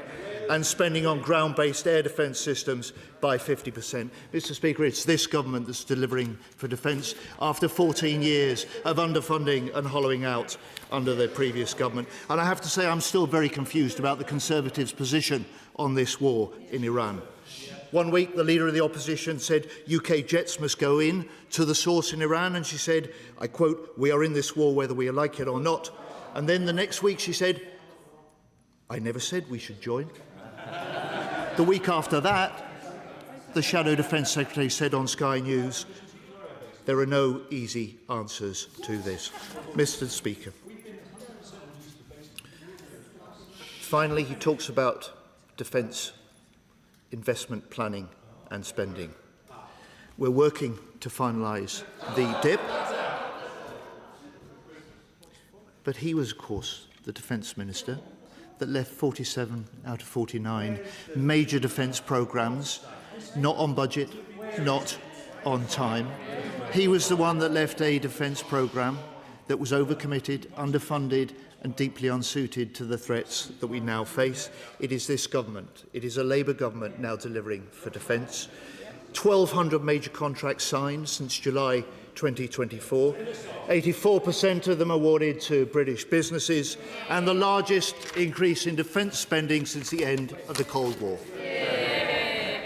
Diane Abbott. The Iranian regime is a threat to us all, not least to its own population. I would implore ministers to remember the importance of a debate in Parliament, just as we had on Iraq, if we move further in involvement with Trump's war. Mr Speaker, the Mother of the House speaks with long and deep experience of these matters. I would just say to her that the Prime Minister himself has said, while we are taking the necessary action to defend ourselves and our allies, we will not be drawn into the wider war. James McCleary, Liberal Democrat spokesperson.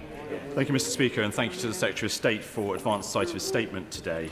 We are 4 weeks on from the start of President Trump's illegal assault on Iran. Still, there is no plan, no end in sight. It is not Trump, nor indeed his partner in this ill-conceived war, Netanyahu, who are paying the price. It is hard-pressed British families seeing it in their energy bills and at the petrol pump.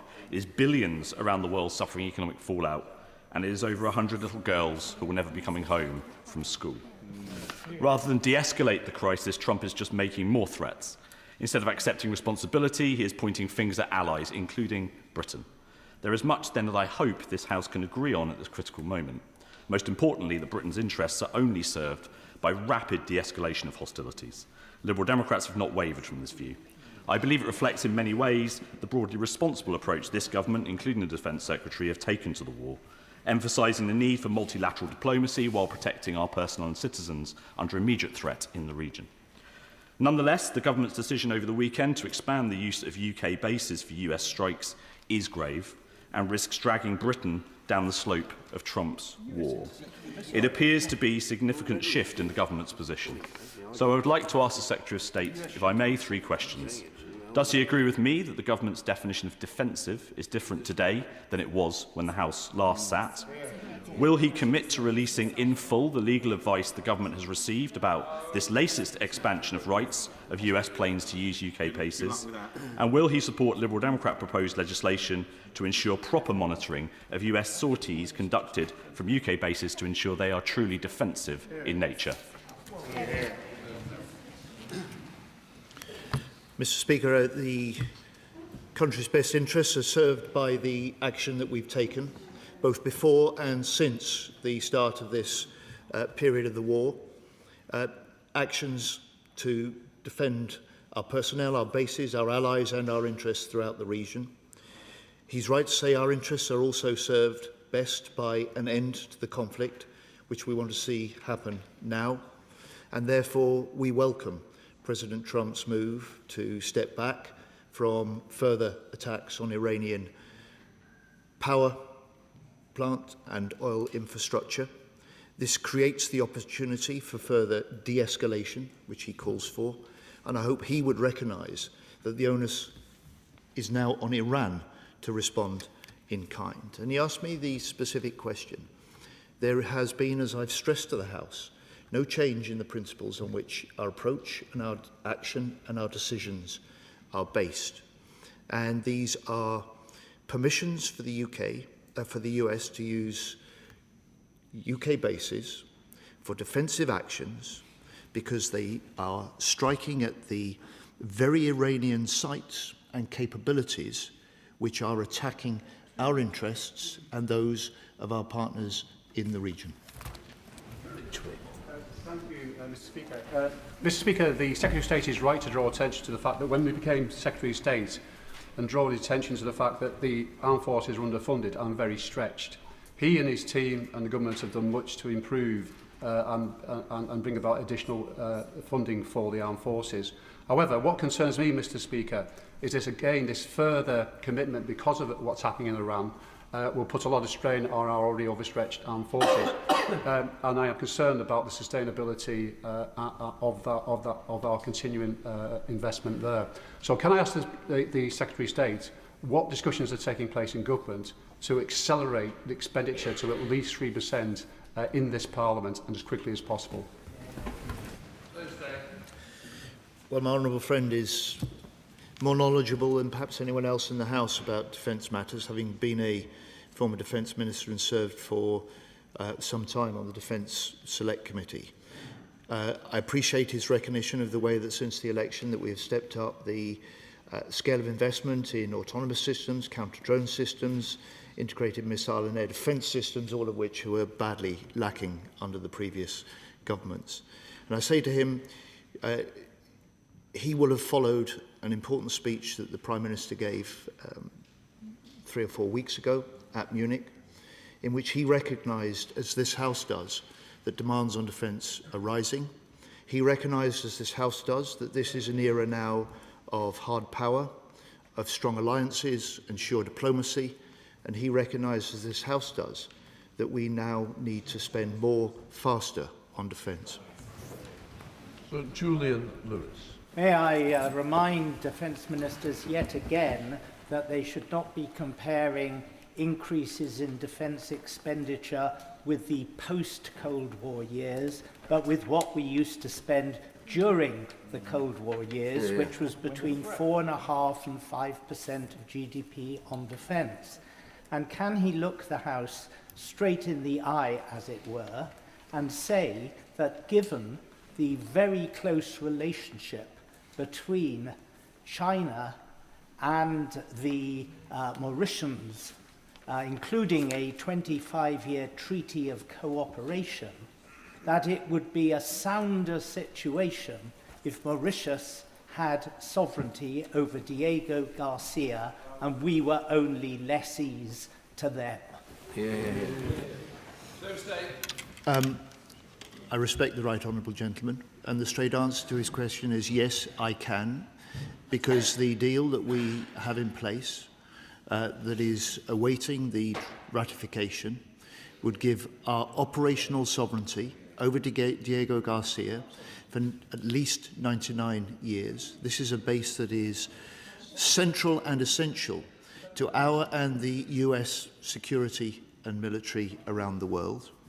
And I say to him also that the deal that we have on the table now and have negotiated with the Mauritians gives greater protections in the waters around, greater veto over developments on the other islands, which is why it is so much better deal than after 11 rounds of negotiation under the previous government they left when they left office. John Trickett. Mr. Speaker, and I join with my right honourable friend in paying tribute to the members of the armed forces and acknowledge too the difficult path which he has to tread.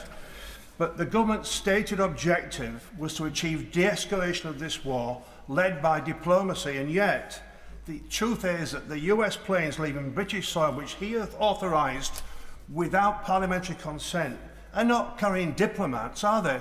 They're carrying heavy payloads. So my question is this, because the Secretary of State said he wants these actions to be legal. What protocols has he agreed with the United States to ensure that those bombers are operating within international and national law and in a defensive capacity only? Anything else leads to a slippery slope from defence into offence. The permissions that we have granted in response to specific US requests are operations that are restricted to defensive legal purposes that strike at the capabilities that are doing most to hold at risk and attack our interests and our allies and our personnel. So I say to the Honourable Gentleman, it is part of an established system of requesting such basing operations with a system that ensures that the US respects the permissions they've requested and allows us to ensure that is and continues to be the case. And on the matter of de-escalation, I say to my honourable friend, I hope he was encouraged and he will recognise the leadership that Keir Starmer and the UK played at the end of last week when we led the work that has produced the statement now signed by 29 other countries, which is calling for the coordinated development of options, the condemnation of Iranian attacks and closure of the Strait of Hormuz, and recognises the enormous impact that this is having across the world, including for people and businesses in this country about which so many are so concerned. Timber. Thank you, Mr. Speaker. There's a glaring contradiction between the Defence Secretary's statement, which says, and I quote, taking the necessary action to strengthen our collective defence, whilst also then announcing to the House that we will have another recess without the Defence Investment Plan. But does he recognise that the Defence Committee, which has a majority of Labour members on it, said last year that demand signals will not exist until the Defence Investment Plan is published? And at a time when so many other allies are investing in defence, does he not recognise that delaying that plan is likely to stoke inflation, undermining the spend as and when it comes? Well, Mr. Speaker, I say to the right honourable gentleman, we're working to finalise the plan. We're working flat out to do that.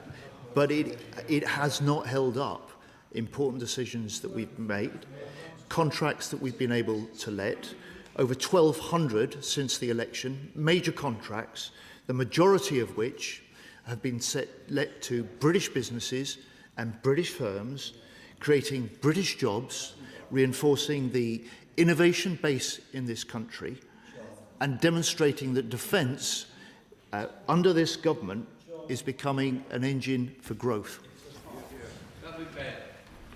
Thank you, Mr. Speaker. The availability of Type 45s is directly as a result of the severe defence cuts enacted by the party opposite in 2010. And so it is incredulous that you comment on their availability without giving an apology. However, whilst we recognise that there perhaps isn't a Iranian missile capable of travelling the 2,000 kilometres to the Chagos Islands, would the Right Honourable member recognise that were there to be one, it would show a worrying proliferation of technology from North Korea and Russia? And would he agree with me that this shows that we must continue to support Ukraine in its war against Russia? Stay. I do indeed, Mr. Speaker. My honourable friend speaks with the authority of his service experience and his service in this House on the Defence Select Committee. He reminds the House, as I did at the end of my statement, that with all eyes on the Middle East, we cannot lift our focus and deflect our priority also for stepping up support for Ukraine and learning the lessons, as the Strategic Defence Review encourages us to do, from Ukraine. But he's absolutely right to remind the party opposite that they were the ones who cut the number of frigates and destroyers by a quarter during their 14 years in office, the number of mine hunters by more than a half, and the defence budget in their first 5 years by fully £12 billion. Richard Ford. Thank you, Mr. Speaker.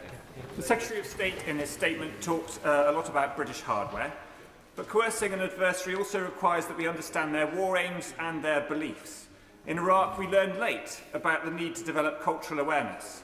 Martyrdom is central to Shia Islam and is viewed as redemptive suffering. Alongside all of the kit that the Secretary of State talked about, will the government also invest in cultural capability? So State. Mr. Speaker, I'm a somewhat simple man. I'm not really clear what cultural capabilities really means, but if the honourable gentleman would like to write to me with his proposition, I'd be very happy to have a look at it. Mohammed Yassin.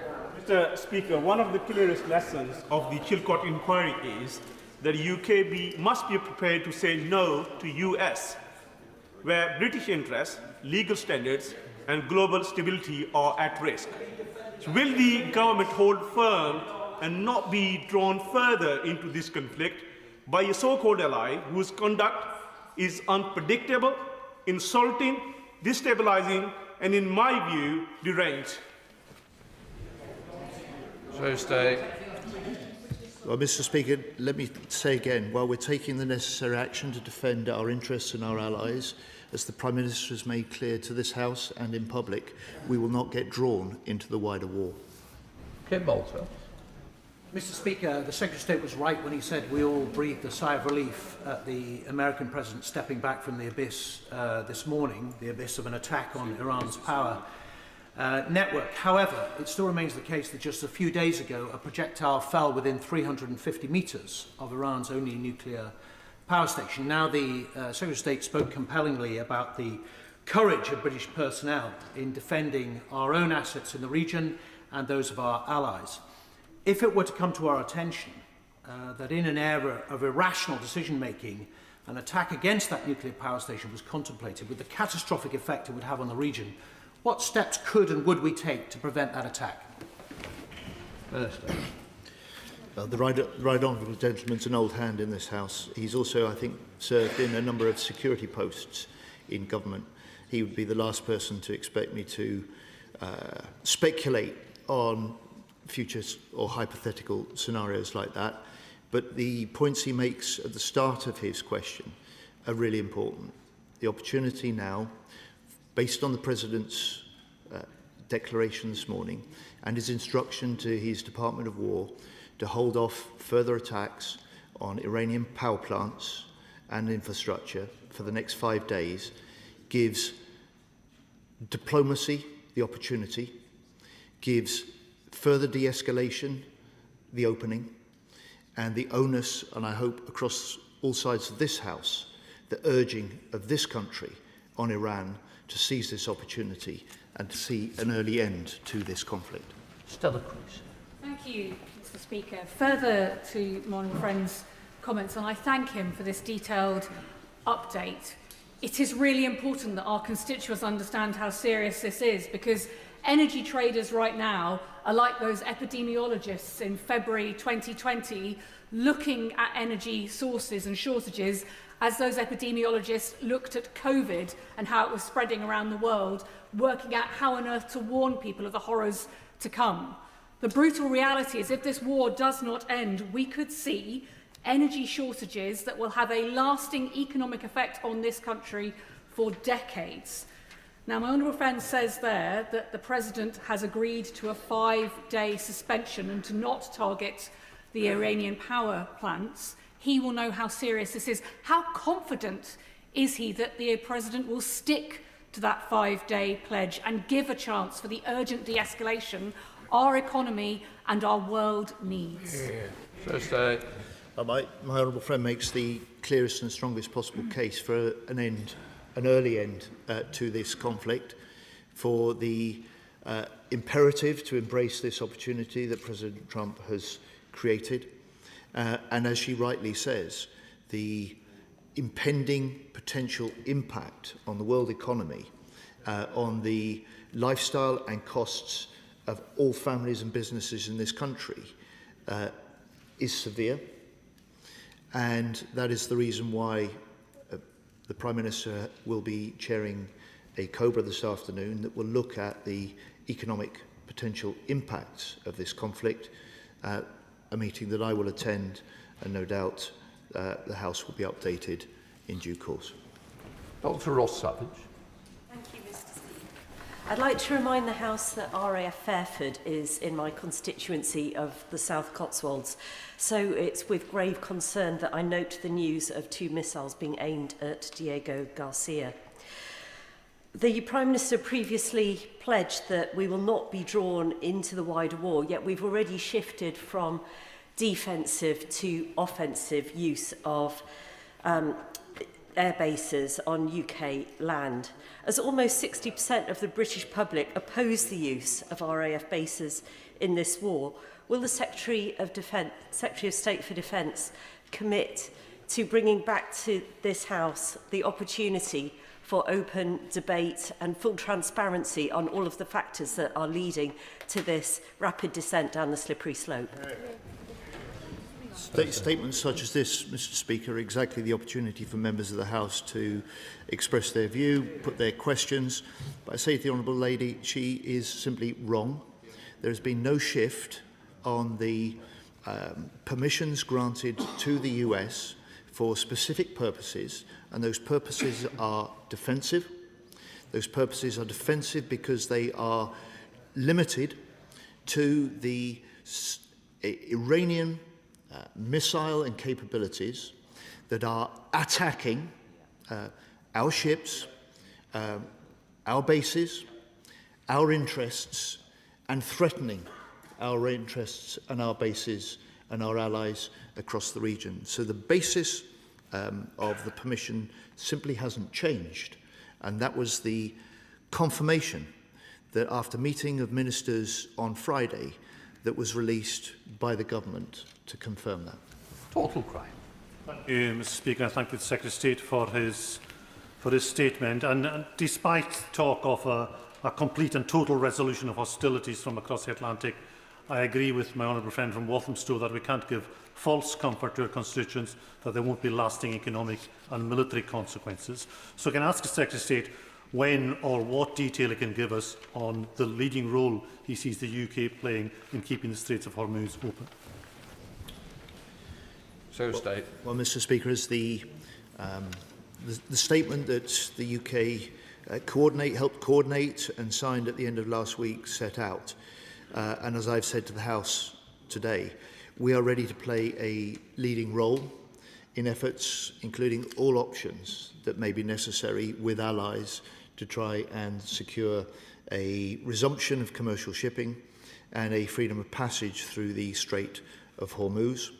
That is likely to require significant de-escalation, but we are preparing all options, and as I confirmed to the House earlier on as well, I have put UK military planners into US Central Command, and their job is to help shape and prepare the potential coordination of such activity that must include a range of allies and multinational support. Sir Alex Sheldon.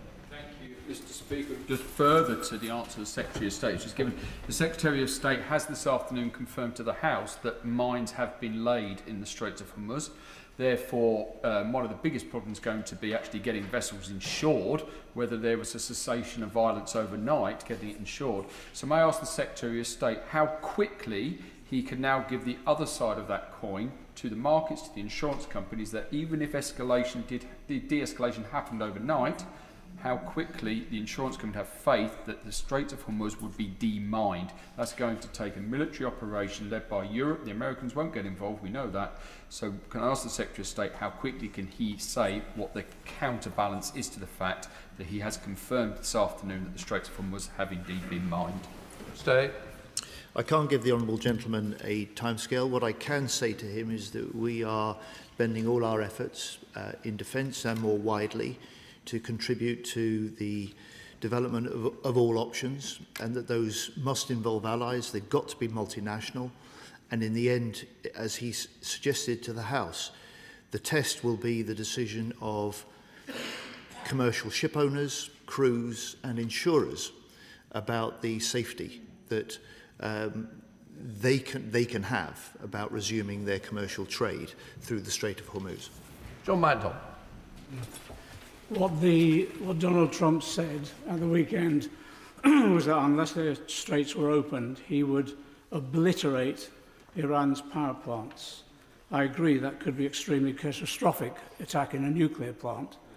But actually, as we've made clear to Putin, attacking power plants that supply power to civilians is actually against international law and clearly does move things on from defence to aggression. On that basis, can I ask the Secretary of State, and I agree with him, I hope the next 5 days secure peace, but can I ask him to confirm that UK bases will not be used to attack power plants, and that if there is to be a change of policy in that way, he asked the Prime Minister, yes, that we have that debate and we have the vote in this House, because I want my constituents to know that I'm not willing to support this type of escalation. The permissions for the use of UK bases for the US are defensive. They do not include the striking of Iranian power plants, which is the clarification that my right honourable friend has given me. And as I and as the Prime Minister have said, those principles of defensive actions and decisions with a sound legal basis and actions in coordination with allies to ensure a collective self-defence in the region will continue to inform the decisions and choices that this government makes. Dougan. Thank you, Mr. Speaker. One of the things that unites the Prime Minister of Israel and the Supreme Leader of Iran is that neither of them can care less what the UK Prime Minister says, and it's difficult to imagine that the US President isn't in a similar camp. So, with fiscal headroom evaporating, business confidence vanishing and household budgets being shredded by this war, what can the Secretary of State offer over and above the vacuous calls for de-escalation to ensure that people on these islands are protected from the ferocious effects of this war and the supply of energy? Mr. Speaker, I'm disappointed the honourable gentleman degrades the contribution that the UK is making to the collective defence of allies in the region, that he fails to recognise that the basing request from the US that we have agreed is an important and valuable contribution to the US operations and to our interests, that the decisions that the Prime Minister makes are in our interests, our national interests, and that he has also said that we will do what we can to, with allies, deal with the risk to worldwide energy supplies and prices.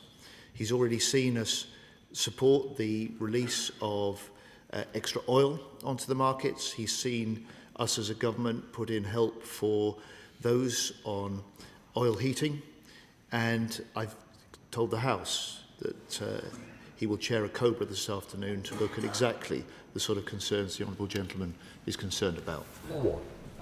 Speaker, can I put on record my thanks to the British Armed Forces who are working round the clock to defend British interests and British people as we speak. But my constituents in Rochdale made quite clear they want no part of this wider war being waged by the US and Israel. At the same time, they expect the robust defence of British interests and British personnel.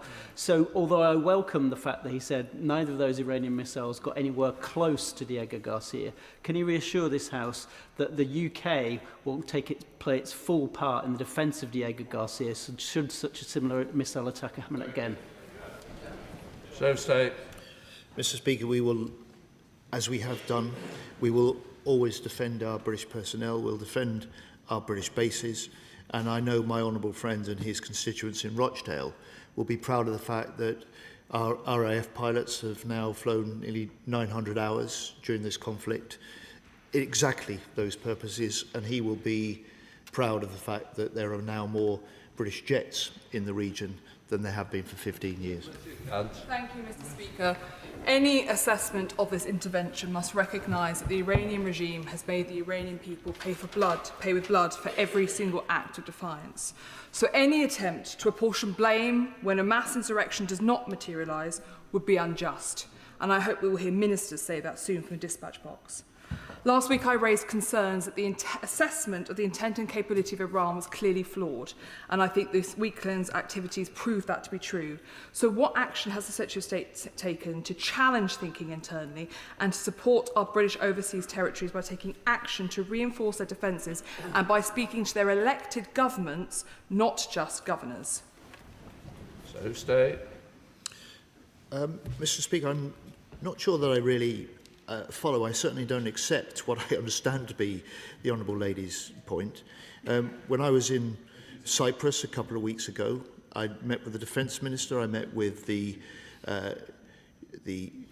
Chief of their National Guard, and he made clear to me that military cooperation is closer than it's ever been with the UK. And I've said that we're playing a leading role with the Republic of Cyprus in coordinating the increasing capabilities that are in the Eastern Mediterranean to help that sovereign base remain as protected as we can in the circumstances and in the face of Iranian threats.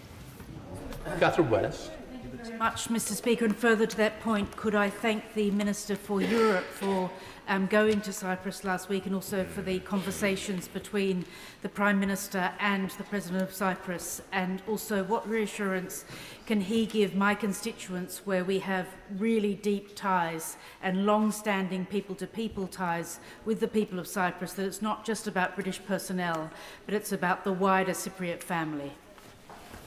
I can indeed, Mr. Speaker. I hope she will recognise, and I hope as the government of the Republic of Cyprus and their military recognise, that the steps that we've taken well before this war broke out to reinforce defences in Cyprus and across the region have been there not just to protect British personnel and step up defences of our base, but are indeed defending and helping protect the whole of the Republic of Cyprus and the island of Cyprus. Dr. Alpington. Thank you, Mr. Speaker. From the first moment that the attempted rocket launches towards Diego Garcia were reported over the weekend, there has been growing speculation, fueled mainly by Israel, that Iran's strike capacity now stretches far beyond what we previously conceived, far beyond the Gulf region.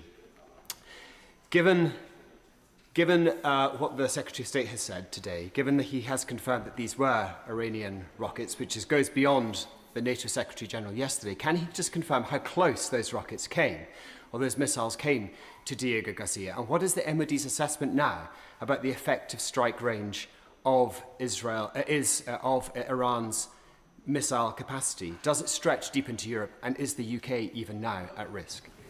So State. The missiles that were fired in the direction of Diego Garcia, as I've said, fell well short. One came down and one was brought down well short. And in terms of the specific capabilities of adversaries like Iran and what they hold, those are certainly not details that he would expect or I will disclose to the House or in public. Darren Taffy. Thank you, Madam Deputy Speaker, and can I associate myself with the comments of the Secretary of State when he commends our brave servicemen and women, far from hanging around as the Leader of the Opposition thinks they were doing. They are working night and day to protect us at home and abroad. Absolutely. And as one of the many members across this House who's been part of the Armed Forces Parliamentary Stream, I add my thanks to them.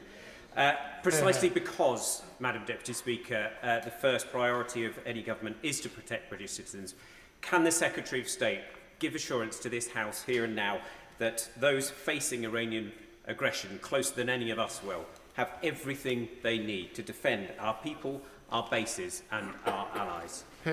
Secretary of State. I thank my honourable friend. I can indeed. As I reported to the House, we have the highest levels of force protection in place. Those are reviewed daily by the Chief of Joint Operations. They report to me each week. And I say to my honourable friend, he is completely right. When I was in Cyprus a couple of weeks ago, talking to the very pilots and crews that allow our F-35s and Typhoons to fly those defensive missions, as they have done from day one in this conflict, they were frankly insulted. The leader of the opposition had accused them of just hanging around. And we, on this side, there's never been an apology from the opposition for those remarks. And we on this side know that they're working flat out, knowing that they're doing a really important job to defend our personnel, our bases and our allies.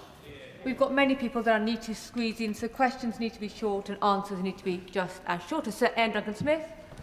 Madam Deputy Speaker, can I just say to the right honourable gentleman that we can debate all of this about what the armed forces think or they don't think. I always think it's best to leave them out of these debates. However, there is an issue here at home, and defence of the realm is defence of home first and foremost.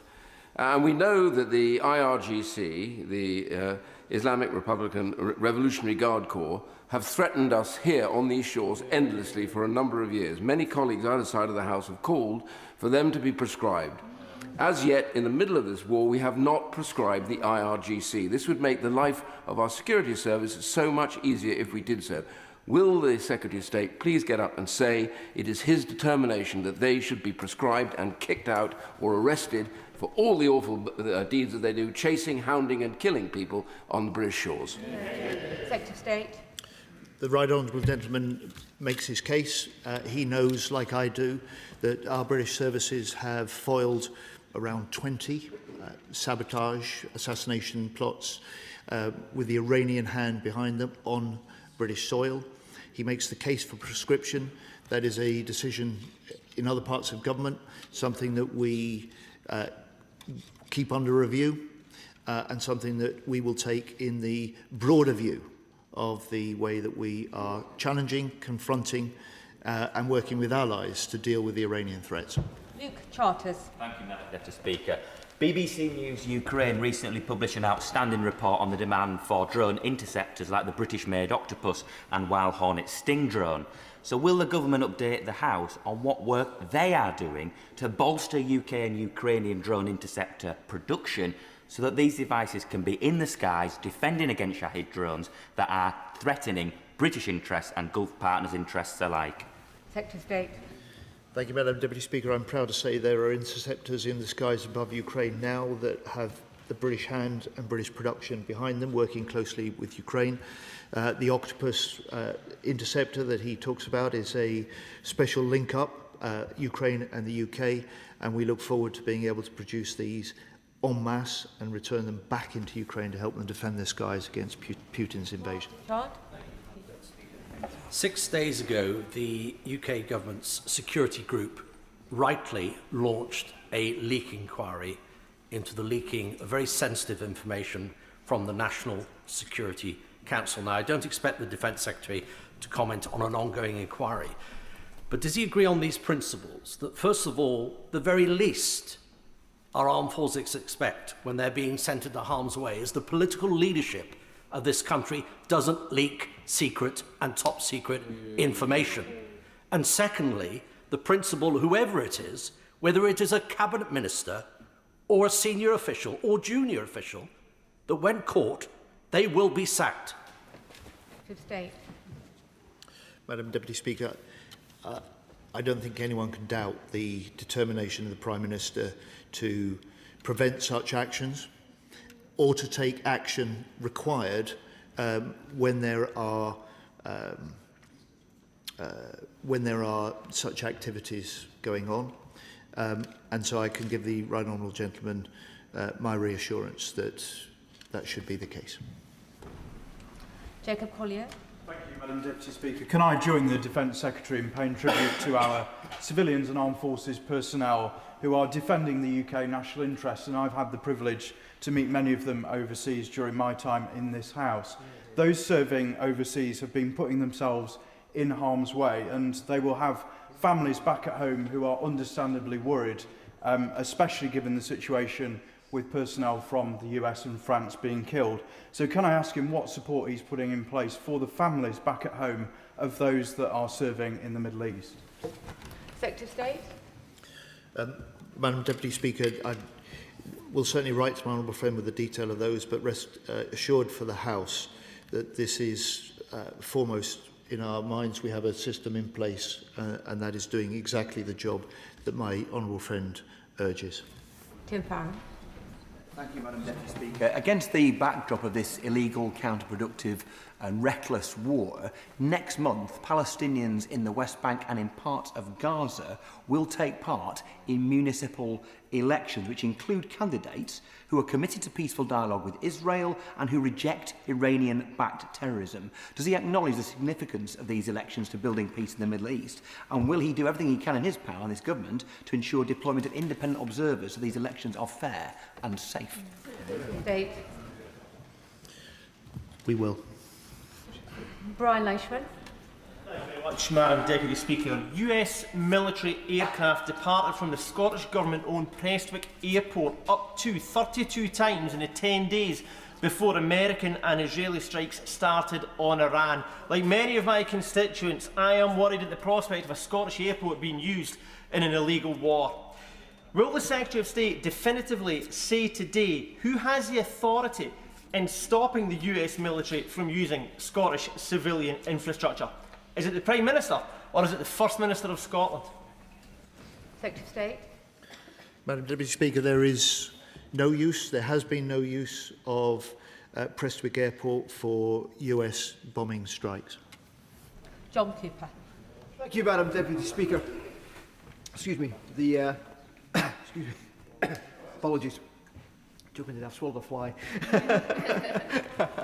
Thank you. I think I just about am. Yes, thank you. The situation we're talking about today is a shooting war, but of key interest to us is the tug of war which is going on between the MOD and the Treasury over the Defence Investment Plan. We have had some indications of what's going on. I think we've gathered that it's not going to come out this week.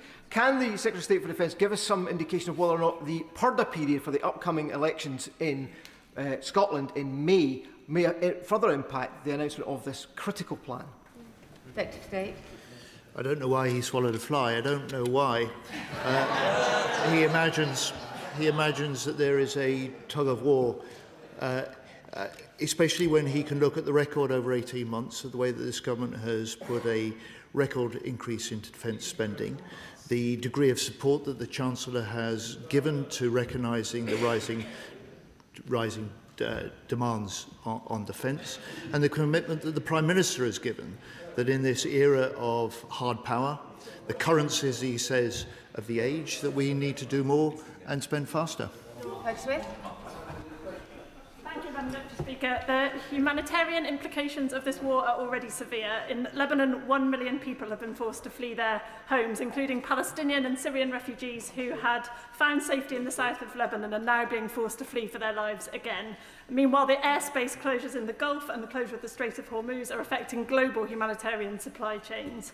The IRC has warned, for example, that £130,000 of pharmaceutical supplies for Sudan are now stuck in Dubai. So can I ask what the Secretary of State is doing to support humanitarian access and humanitarian relief during this crisis? State. Madam Deputy Speaker, that is a part of the discussions, particularly my honourable friend, the Foreign Secretary and her team, is having with Gulf nations and having with Lebanon, and the Foreign Secretary spoke to the Lebanese Prime Minister in recent days. Dr. Charles. Thank you, Madam Deputy Speaker. The expansion of US use of UK bases announced over the weekend represents an escalation of UK involvement in this war at a time when we all agree that de-escalation is urgently needed. We are being dragged into an illegal, reckless war on the part of Trump with huge ramifications for the region and for households in this country. Now, last week, the Secretary of State said he'd only get involved if there was a viable collective plan. Where is that plan? This afternoon, the Prime Minister says to the Liaison Committee, we must beware of the false hope that there might be a quick and early end to this conflict. Given all this, when will we have a Commons vote on the escalating UK involvement in this illegal and reckless war? State. I reject almost everything the Honourable Lady has said. we will not get drawn into a wider war. The decisions we're taking are de-escalatory and defensive, not escalatory, and we will work in whatever way we can to bring an early end to this conflict. Dr. Peter Prinsley. Thank you, Madam Deputy Speaker. So, the long-range missile attacks we have seen have surely raised the spectre in my mind and in the mind of others of attacks on the United Kingdom. Now, I have listened to his reassurances about the defence of this country this afternoon, but we have all seen the value of the Iron Dome system. What is being done to create such a system for the defence of this country? Secretary of State. An extra £1 billion being put now into integrated air and missile defence for Britain that was not part of the plans of the previous government, that stems directly from the assessment that the Strategic Defence Review set out when we published it last year. Andrew Morrison. Thank you, Madam Deputy Speaker. Given that it takes about a month to move a minor war vessel from Portsmouth to the Gulf, and notwithstanding the meetings he says he's having with allies about ensuring freedom of navigation through the Strait, would it be a good idea now to start shifting those mine hunters so that when he has the results of his discussions, which I hope will be a bit more than just hand-wringing, we will be in a position to genuinely do something in an area that we're actually really rather good at? Secretary of State. The House will have heard me say that we already have autonomous mine hunting capabilities in the region. We're looking to reinforce those. And I say to the honourable gentleman, I guess he now regrets being part of a government that in 2021 accelerated the out-of-commission dates of some of the mine hunting. Begum. Under international law, the use of force is permitted when, for individual or collective self-defence against an armed attack, such use of force must satisfy the requirements of proportionality and necessity. In light of the broadening use of British military bases at the request of Donald Trump over the past week, could the Defence Secretary clarify for the British public how this satisfies those requirements? And if the lessons of Iraq are to be learnt, surely he must understand that the British public will not accept anything other than a parliamentary debate and vote on any further British military involvement. Secretary of State. Can I reassure my honourable friend, as she invites me to do, that the permissions that we've given are for operations that are defensive, in the sense that they are directed only to those Iranian missile capabilities and capabilities that are being used to attack British interests and British allies, and our British shipping, including Red Ensign flagged vessels in the Strait of Hormuz. Sarah Ball. Now, much old ground has been gone over by the Secretary of State, but our service personnel live in the here and now, and the Defence Investment Plan is absolutely vital for their future, whether that's for them operating in the field or for their families in the upgrading of the housing, which we're discussing in the Armed Forces Bill Committee at this moment in time. Now, given he didn't answer the question from my honourable friend, can I ask, does working flat out mean that the DIP will be published in days, weeks or months? Secretary of State. Madam Deputy Speaker, working flat out means working flat out, and we're working flat out to finalise the Defence Investment Plan. George Fenton-Glynn. Thank you, Madam Deputy Speaker. Can I commend our current position of not being drawn further into the US and Israeli operation in Iran? Can the Secretary of State confirm to me that we will continue to avoid any escalation and only act in ways which are in defence of British personnel and interests? Secretary of State. I can indeed. My honourable friend is right. Look, our purpose is the defence of British personnel. Our base is our interests, but also our allies in the region. We will continue to make decisions and take action based on principles that are defensive, that are legal, and are in coordination with our allies. Greg Smith. Thank you, Madam Deputy Speaker. On top of the direct attacks by Iran, their principal proxy in the region, Hezbollah, continues to defy the Lebanese government by using Lebanon as a base to fire rockets into Israeli civilian populations. So can the Secretary of State let the House know what steps the Ministry of Defence is taking in conjunction with the Lebanese government to help them dismantle this absolute cancer that operates within Lebanon, and more importantly, the infrastructure built in Lebanon in recent years using British taxpayers' money is categorically not being used for any of those attacks. Secretary of State. The honourable gentleman is right to draw the House's attention to Lebanon. Like him, I'm gravely concerned about the conflict and the situation there. I strongly, like him, condemn the Hezbollah attacks on Israel. These must stop. But the forced displacement of 1 million people due to Israelis' operations is unacceptable. There must be now diplomatic action to prevent this conflict from widening, and the Foreign Secretary has, for that purpose, spoken recently to the Israeli Foreign Minister and also the Lebanese Prime Minister. Thank you, Madam Deputy Speaker. And I know the people of Harlow would want me to echo the Secretary of State's comments about our brave personnel and the work they do to keep us safe every single day. It strikes me, listening to his statement earlier, that it's hugely important that our bases, both here and abroad, are safe. So can the Secretary of State outline what he's doing to ensure the security of our bases is paramount, and that any organisation that seeks to break into our bases faces the full strength of the law? Secretary of State. I can indeed. I appreciate my honourable friend's concern. We're investing in more counter-drone, more CCTV. We're tightening up the base security arrangements. And my honourable friend, the Armed Forces Minister, has taken personal charge of this operation. Liz Savile-Roberts. Donald Trump may have paused his escalation of aggressive attacks, but we know that the conflict isn't over.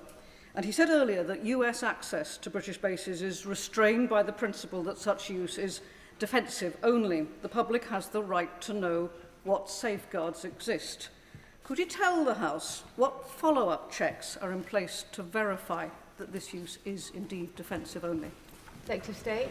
The safeguards are the established system of granting access, basing and overflight, and that established system builds in throughout, not just afterwards, the reassurance, the checks and the controls required to ensure that when the US do take advantage of the permissions we've given, they take advantage within the permissions that we've given.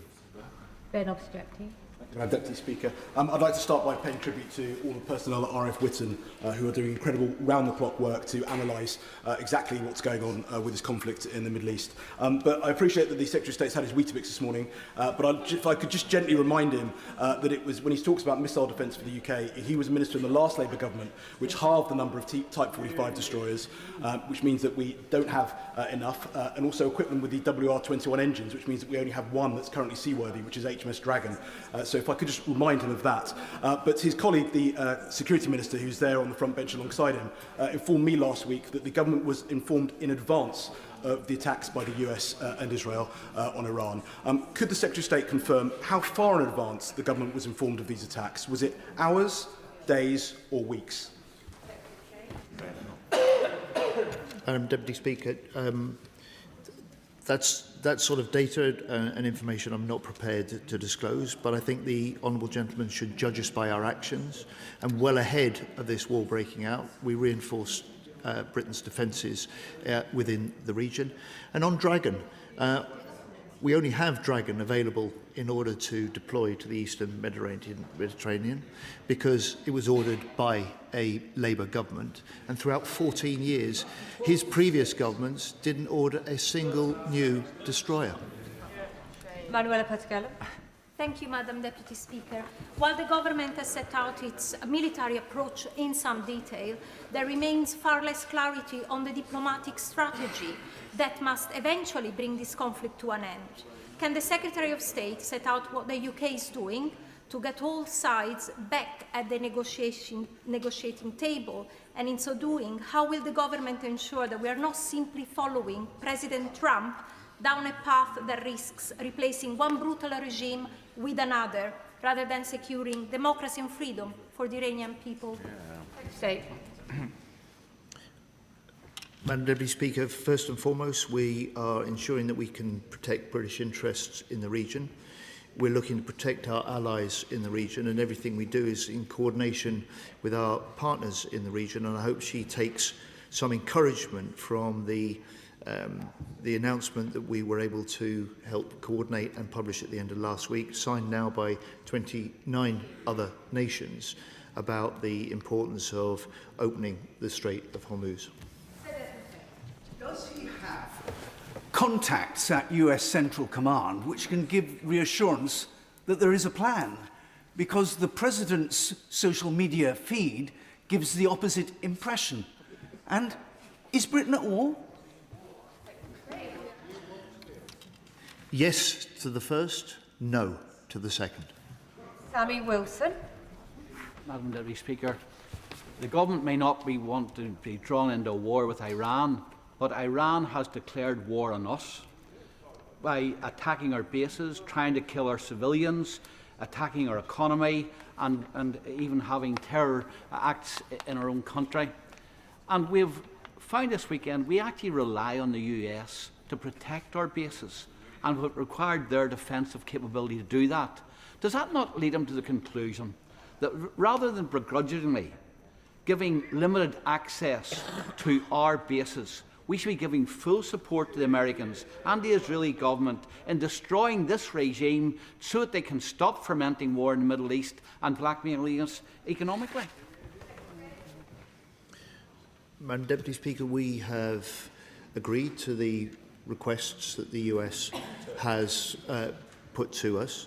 We are working closely, as I've said, as one of our major principles in coordination with allies on defensive operations, including and especially with the US. Chris Coughlin. Mr. Speaker, I welcome President Trump's statement that apparently he is now in talks with Iran.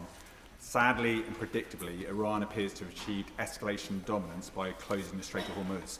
So what plans are the UK doing now for a post-conflict region where Iran retains the upper hand because it can dictate global energy prices and continue to threaten Gulf nations?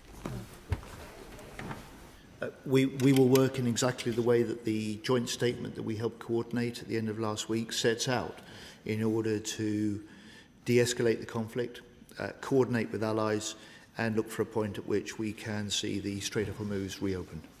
Ayub Khan. Deputy Speaker, every legal analyst, credible legal analyst, will state that this attack on Iran by Israel and Iran was illegal. There was never an imminent threat. The Caroline Principles incorporated within the UN Charter were simply not engaged. Given that Trump now seeks to withdraw from this war, and given the disquiet in this House as to whether our base use is offensive or defensive in nature, will the Defence Secretary allow a parliamentary debate where members can vote on whether we should allow our bases to be used? And if not, why not? Madam Deputy Speaker, quite simply because the decisions that we have taken as a government have been for defensive purposes. They've been in coordination with allies. This House has plenty of opportunities, including for at least an hour and a half, almost an hour and a half today, to question and debate these matters. It's important that we do, and it's important that we continue to take the steps necessary to protect our people in the Middle East. Speaker, Secretary of State, why alone among our European allies is the UK facilitating Trump's illegal war by allowing the United States to use RAF bases to launch attacks which the government admitted last week they could not guarantee were not being used against civilian infrastructure in Iran? So in light of their complicity, has the government uprated the risk assessment to the threats currently faced by the population of these islands? And finally, just what is it about illegal wars in the Middle East that the Labour Party seem unable to resist? Madam Deputy Speaker, almost last but not least, I reject almost every assertion he's made in his tripartite question. I say to him, the decisions that we've taken, the permissions that we've given, have a sound legal basis. They are for defensive purposes, directed at Iranian sites that are attacking our interests and our allies, and holding at threat, including British ships and red ensign flag vessels in the Strait of Hormuz. Final question, Jim Shannon. Thank you, Madam Deputy Speaker. Can I thank the Secretary of State very much for his statement today. Whilst we welcome the progression of talks in the Middle East, the fact that our government has to learn the updates to the news cycle is beyond disappointment. The deterioration in the President of the United States and the Prime Minister here, their relationship, is particularly worrying. Will the Minister begin the rebuild process with our American allies and show the willingness to work in the best interest of this nation and the attacks on Diego Garcia prove that this nation is under attack and this deserves decisive action? How will the Minister secure the right action to put us back in step with our American friends, regardless of any personality clashes that may take place? Thank you. We will always continue to work closely with the US. This is a deep military and security relationship that has seen the ups and downs in politics over many decades. That continues to be the case. The Prime Minister spoke with the President last night.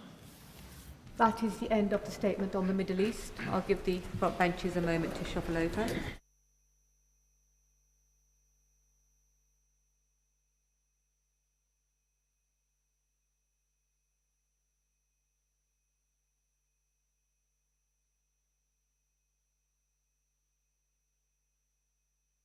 Come to the statement on Hatzola ambulance attack, and I call the Minister, Minister Dan Jarvis. With your permission, Madam Deputy Speaker, I will make a statement on the abhorrent arson attack in Golders Green, North London. I will begin with the facts as they are currently known. At 1:45 this morning, the Metropolitan Police and the London Fire Brigade were called to reports of a fire on Highfield Road, Golders Green. Officers attended the scene where 4 ambulances from Hatzola, a volunteer-led ambulance service run by members of the Jewish community, were on fire. The attack occurred in the car park of a local synagogue where Hatzola's vehicles for this area are based. Now, Madam Deputy Speaker, I can tell the House that the vital work of this organisation will continue uninterrupted, with its highly trained volunteers responding to calls as steadfastly as ever. Now, the government is determined to deliver justice for this cowardly attack. Of course, we fully support the police in bringing the perpetrators to account, and we are equally committed to ensuring that Hatzola suffers no lasting impact as a consequence.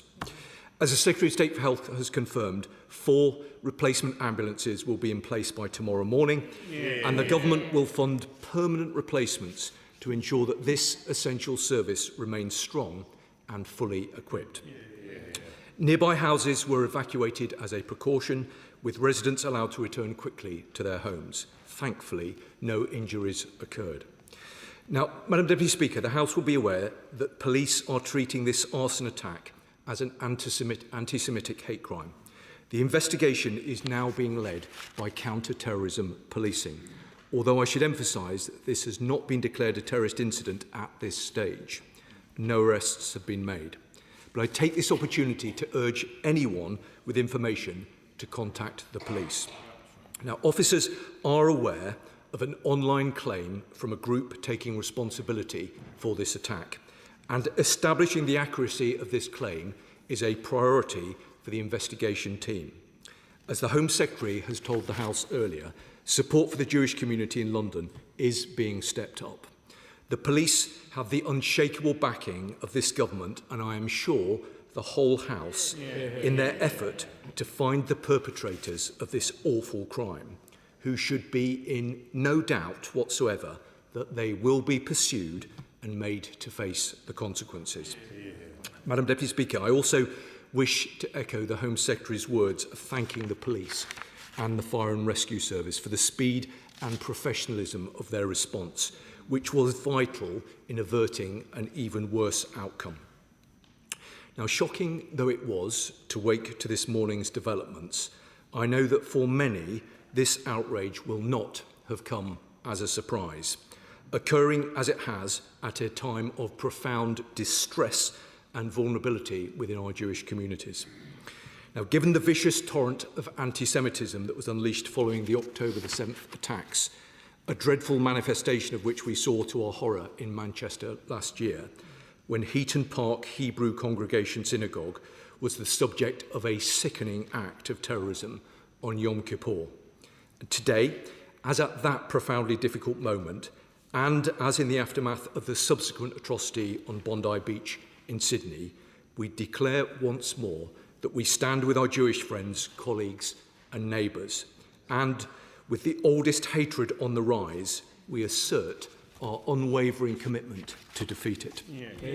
Now, Madam Deputy Speaker, the Prime Minister has been clear that this government will lead the way, including through a relentless national security effort, which is being mounted around the clock by MI5 and the police, who of course have our full backing in their work to detect and disrupt plots targeting the Jewish community in our country. Now, while those activities must necessarily take place away from view, our willingness to take strong and decisive action when threats present themselves has been underscored again in recent weeks, with 3 men jailed over a foiled terrorist plot targeting the Jewish community in Greater Manchester, and a separate investigation into suspected surveillance of locations and individuals linked to the Jewish community in the London area, which resulted in 2 men being charged last week under the National Security Act. Now, while our country's national security and law enforcement agencies retain a relentless focus on this threat, such is its perseverance and potency that we have a responsibility to do more. It is a terrible indictment that we should need to do this, but we must, and we are. Now, the demand for extra measures and precautions, such as those provided so expertly by the Community Security Trust, is only intensifying. That is why, in the wake of the Manchester attack, we increased funding available via the Jewish Community Protective Security Grant to a record 28 million, a level we are maintaining in the next financial year. We are also strengthening police powers for dealing with repeat protests, which have been a source of concern for many within the Jewish community. And the Home Secretary has commissioned Lord MacDonald to undertake a review to consider how public order laws can be improved to keep hate and intimidation off our streets. But we can only prevent the manifestations of this evil if we address the cause, by tackling the very existence of anti-Semitism in this country. That means adopting and enforcing a posture of zero tolerance in every part of our society. Now, the Online Safety Act will compel tech platforms to protect UK users from illegal anti-Semitic material. Meanwhile, we are acting to drive anti-Semitism out of the NHS with stronger mandatory training and an urgent review led by Lord Mann. And in recognition of the critical importance of education in preventing young minds from being polluted, we've committed £7 million to combat anti-Semitism in schools, colleges and universities. And we have launched a review led by Sir David Bell into anti-Semitism in schools and colleges, which is expected to conclude in the autumn. We do all of this and more, Madam Deputy Speaker, because it is right, because it is our responsibility, and because, as the Home Secretary has repeatedly made clear, no one should have to live a smaller Jewish life in this country. Now, I will finish, Madam Deputy Speaker, by addressing our Jewish community directly. Whether you live here in London or in any part of the United Kingdom, please know that we stand with you. We are here for you, and we will do everything in our power to keep you and your family safe. Not just today, after this appalling incident, but every day. I commend this statement to the House. I call the Shadow Secretary of State, Chris Field. Thank you, Madam Deputy Speaker, and I thank the Minister, as always, for advance sight of his statement. This was a hideous anti-Semitic attack on a charity which provides ambulance services, not just for the Jewish community, but for the whole community. I saw that myself some months ago when I visited the Stamford Hill branch of Hatsola, and my colleague, the member for Castle Point, has been a great supporter of the Hatsola branch in her constituency. Let me start by thanking Hatsola and the emergency services for their response this morning. Anti-Semitic incidents are on the rise. The Jewish community has been targeted again and again, including by the Islamist murder at Heaton Park Synagogue last autumn. The Community Security Trust recorded the second highest ever number of anti-Semitic incidents last year. The truth is, the government must do a lot more to fight anti-Semitism.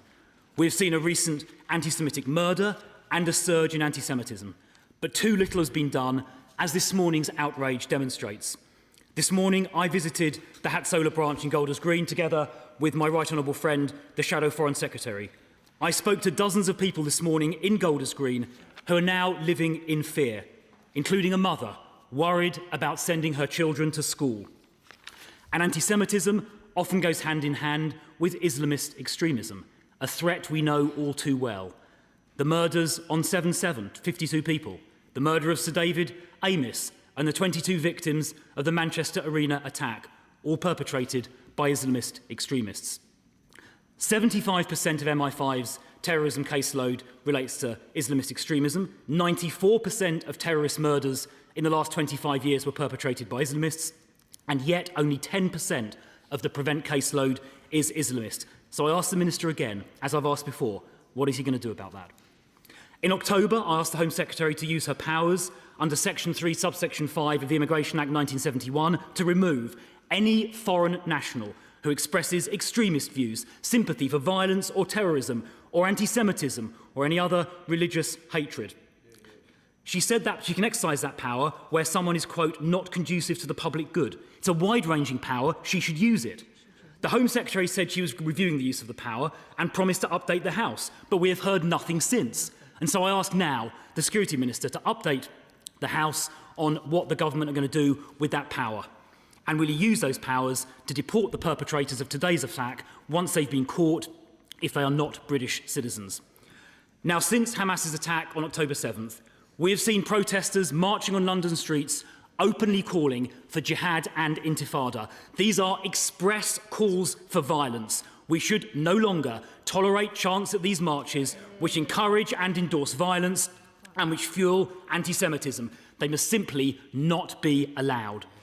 We must do more to prevent anti-Semitic attacks happening in the first place.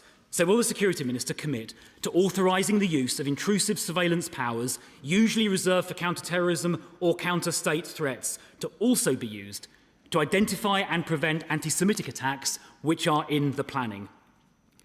And finally, Madam Deputy Speaker, since July 2024, 67,000 illegal immigrants have arrived here by small boat, a 45% increase on the period before. As I've said, the small boat crisis is not just a border crisis, but a national security crisis as well. How can we be sure these unvetted illegal migrants are not linked to terror groups or extremists, such as the small boat illegal migrant Mossas Al-Gassas, who had previously posted on social media brandishing a gun and spouting support for Hamas? If we are serious about protecting the public, we must leave the ECHR and remove all illegal immigrants within a week of their arrival. Mr. Speaker, warm words for the Jewish community alone are no longer enough. We need to take the tough actions that will actually make a difference, some of which I've alluded to this afternoon. The litmus test, Madam Deputy Speaker, is not the good intentions the Minister has expressed today. The litmus test is taking the tough, difficult actions that will actually eradicate anti-Semitism from this country. Thank you, Madam Deputy Speaker. Let me begin on what I hope is a point of consensus between the Shadow Home Secretary and myself. I think he will agree that any attack on the Jewish community isn't just an attack on the Jewish community. It's not just an attack on London. It is an attack on our whole country. And we send a very powerful message, I think, as a House of Commons, if we stand together in saying that that is completely unacceptable. He referred, I think, slightly unfairly to warm words. These are not warm words. These are a statement of solidarity on behalf of government, and I hope on behalf of all of us in this place, to stand with the Jewish community at what is a very significant point of challenge for them, and we recognise that. And we give an absolute commitment to do everything that we possibly can and use every power that we have, and if there's a requirement for additional powers, we will make sure that we put those in place to keep that community safe. Now, the Right Honourable Gentleman mentioned the Community Security Trust. I do want to take the opportunity, and I know that he will join me in doing so, in paying tribute to the extraordinary dedication and work, not just of those who are employed by the CST, but the extraordinary volunteer team who I've seen, as other honourable members will have done, doing an extraordinary job under difficult circumstances. They are an inspiring organisation. I spoke to the Chief Executive this morning, and all of us I know in this place will want to do everything that we possibly can to support them. The Right Honourable Gentleman, he made a number of points, some of which I think were reasonable, some of which slightly less so. He did make, I think, an entirely valid point about the need to counter extremism in our country. These are measures that we are seeking to take. Again, I would never want to have this debate in a party political environment. We do need to clamp down on those who seek to bring hate to our country. And the Home Secretary is absolutely clear that she will use all of the powers that are available to her in order to do that. Now, the Home Secretary, I think, made a reasonable point about prevent referrals, and he's flagged it with me previously. This is not something that is new to this particular government. It goes back under the previous government, and we are looking very carefully at what we can do to ensure that there is much less of a mismatch in the way that he described, and I give him an assurance that we're looking very closely at that. He also referenced the concern that I know lots of honourable members will have about protest activity that has taken place in recent time. And that is precisely why the Home Secretary has commissioned Lord MacDonald to look at this issue, and we expect him to make recommendations as soon as he's practically able to. Catherine West. Thank you very much, Madam Deputy Speaker, and could I thank also the Minister sat beside the Minister for Security for her urgent action today, and also my colleague who I know will speak shortly from the other side of Barnet. We're 4 Barnet MPs very, very upset and worried about what happened early this morning. And I just wanted to put on record huge thanks to all of the partners who have jumped into action with the Gold Group, the Mayor of London, the police, the borough authorities. Everybody is sending out huge messages of support, and it is with great gratitude that we have now a very strong security message that this will be investigated fully and no stone will be unturned so that we can find the perpetrators of this alleged incident. Thank you, Madam Deputy Speaker. Well, Madam Deputy Speaker, I'm very grateful to her and to other colleagues for the work that they have done. I think it is moments like this where we do see the very worst of our country, but we also see the best in terms of those brave men and women in the police, in our intelligence services and in the Fire and Rescue Service in stepping forward to do everything that they can to support. The police are engaged in a very significant operation under the way at the moment to try and track down and bring the perpetrators of this awful crime to justice. I know that they will have the Honourable Lady's support and the support of this whole House. Liberal Democrat spokesperson Luke Taylor.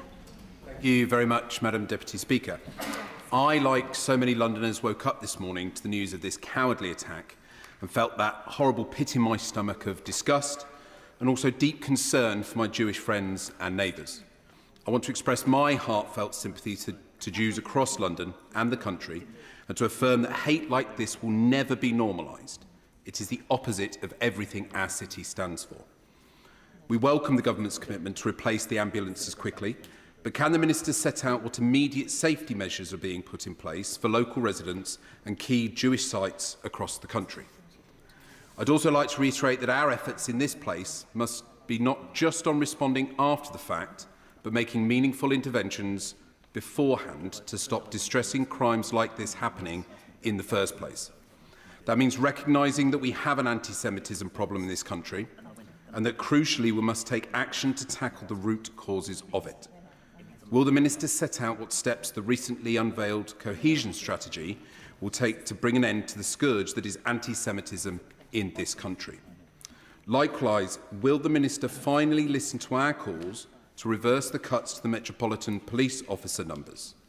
Since May 2024, it's estimated that 2,508 officers have been lost, while the Met Commissioner has warned of the increasing difficulty in keeping Londoners safe with a shrinking force. Madam Deputy Speaker, visible policing plays a key role in deterring and investigating this kind of crime, and it reassures communities like our Jewish community because no one should live in fear as a result of their religion. So, can the Minister explain what the government will do now to get more, not fewer, police officers on our streets in London to stop horrific incidents like this from ever happening again? Speaker, I'm grateful to him, and he's absolutely right. Hate like this will never be normalised. I spoke to the Assistant Chief Commissioner this morning, and along with senior colleagues in the Metropolitan Police, I know that there is an extensive operation underway to provide reassurance to communities across London, and there will be engagement taking place as we speak. I know that the Assistant Chief Commissioner met with community leaders earlier on this afternoon, and I know that we're expecting a statement from the Commissioner of the Met later on today. So that engagement with communities and that visible policing presence is underway. He's right to reference the cohesion strategy. Let me give him an assurance of the importance that we attach to that. There are lots of different bits of government that are engaged because this is a challenge right across the system, both in terms of the Home Office, the Department for Education, the Department for Health and local government, and we will make sure that all of that work is properly coordinated in the way that he would expect. Let me also agree with the sentiment he was making about police numbers. We've inherited a situation where police numbers were declining. The Home Secretary and colleagues in the Home Office are absolutely crystal clear that we want to drive those numbers up. David Pinto-Didinsky. Thank you, Madam Deputy Speaker, and I want to thank the Minister for his statement and echo his thanks to the police and the other emergency services. This anti-Semitic attack happened only a few hundred metres from my Hendon constituency. So many people in my community, both Jewish and non-Jewish alike, rely on the work of the selfless volunteers of Hatzalah, both in Golders Green and Edgware, and it's been my honour to visit Hatzalah Edgware on a number of occasions. This is not just an attack on our Jewish community, despicable though it is. It is an attack on Britain and our very core values. And it was good to meet the Prime Minister earlier today with community leaders to discuss what can be done to defeat this tide of anti-Semitism.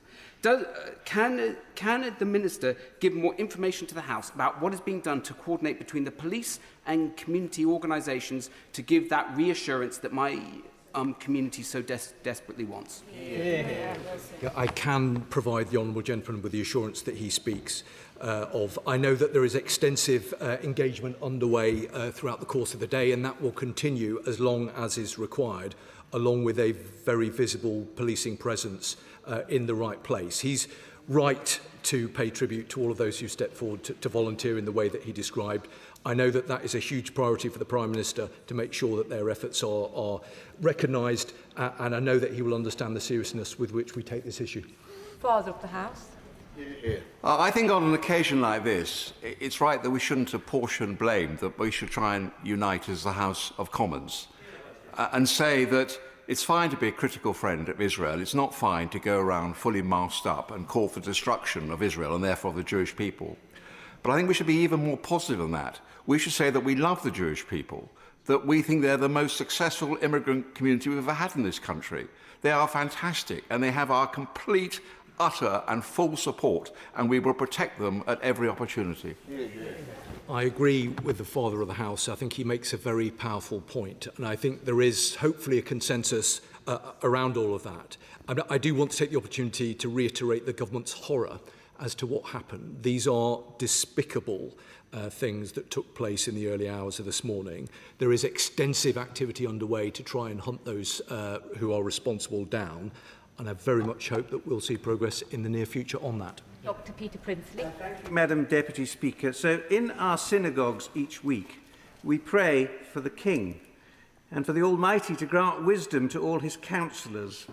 Never has such wisdom been more essential. For anti-Semitism and Iranian-backed terrorism are evil bedfellows.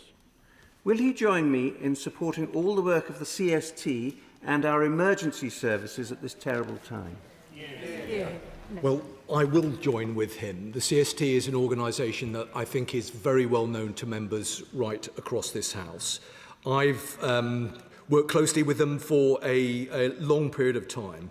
I think they are an inspiring organisation. The government is proud to count them as a very close and trusted partner, and I hope very much that at this moment of challenge for them and for our Jewish communities, that the whole country will stand alongside and support their work. Sir Oliver Dowden. Thank you, Madam Deputy Speaker. Hatzolah is an organisation that I know very well. It supports many of my constituents and is supported voluntarily by many of my constituents. And they're attacked simply because of their connection to the Jewish community. This is why the community feels so deeply fearful right now. And the Minister rightly said that no Jew should have to lead a smaller life. But they are right now. People are having to hide symbols of their faith, and they fear that anti-Semitism is simply not taken as seriously in this country as other forms of racism. So what can the Minister do to reassure my constituents and Jews up and down the country that that isn't the case, because they are deeply worried right now? Well, let me say to the right honourable gentleman that I can absolutely provide him the reassurance that rightly he seeks. I hope he will have seen the response earlier from the Prime Minister. I hope he will have seen the response from the Home Secretary. I hope he understands the seriousness with which this government take these issues. He's absolutely right to challenge us in the way that he has, but I give him an absolute assurance of the seriousness with which we take these issues, and we will make sure that police, the intelligence agencies, have got all of the resources they need to target those who would seek to cause division and disruption within our Jewish communities. They are precious and valued communities within our country, and this government will do everything that we can to support them. Dame McMillan. Thank you, Madam Deputy Speaker. Madam Deputy Speaker, I heard from my honourable friend, the member for Finchley and Golders Green, who met with Hatzolah in her constituency, how only half an hour after this attack they were taking calls to support people. And they do amazing work across Hackney, the borough which I partly represent, supporting the Homerton Hospital particularly, much more than just a nice to have, but actually an essential part of our health service. But the Minister rightly raises the wider issues. I have a constituent, or a few constituents, even in my constituency, which is the smallest Jewish community now, frightened to go out of their homes, not just because of what happened today, this is prior to that. Children frightened to bring friends home from school. They are living their life in a diminished form. So can he give us a bit more information about how the cohesion strategy will help to educate adults, as the Bell inquiry will help to change our curriculum in our schools? Well, she's right to raise the importance of the cohesion strategy, and I can give her assurance that there is a lot of work led by colleagues in MHCLG, but there's a lot of work that's taking place across government to make sure that we join that up with all the different departments. We completely recognise the concerns, the fears that have been expressed by members of the Jewish community, and we are absolutely determined to make sure that the response of this government is necessary and proportionate given the nature of the threat that they face. Greg Smith. Thank you, Madam Deputy Speaker. I absolutely join with the Minister in condemning this evil attack and expressing my sympathy with the British Jewish community. But to build on the point my right honourable friend for Hartsmere made, we've been talking about this for years, including when I sat on the benches over there as a backbencher in the last Parliament, not least when I went to a Hanukkah event in my own constituency led by the South Buckinghamshire Jewish community in December 2024, where the rabbi opened the ceremony with the words of welcome, but saying even though they no longer feel safe to meet as a community. That should shock each and every one of us. So does the Minister accept that this doesn't need incremental change or modest change, it needs a sea change in the way we as a country put our arms around the British Jewish community and protect them?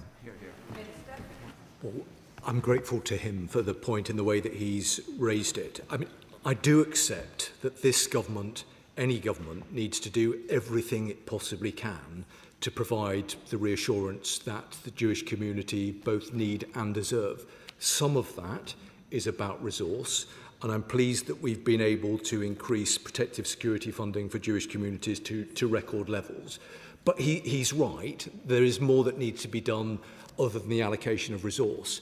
And that is why across government there is a range of different activities underway to try and respond to this particular threat. But I think all of us have a responsibility to be led by the government to make sure that we are crystal clear about our opposition to this activity, and that we will always do everything that we can to stand against anti-Semitism wherever it raises its ugly head. Chris Spence.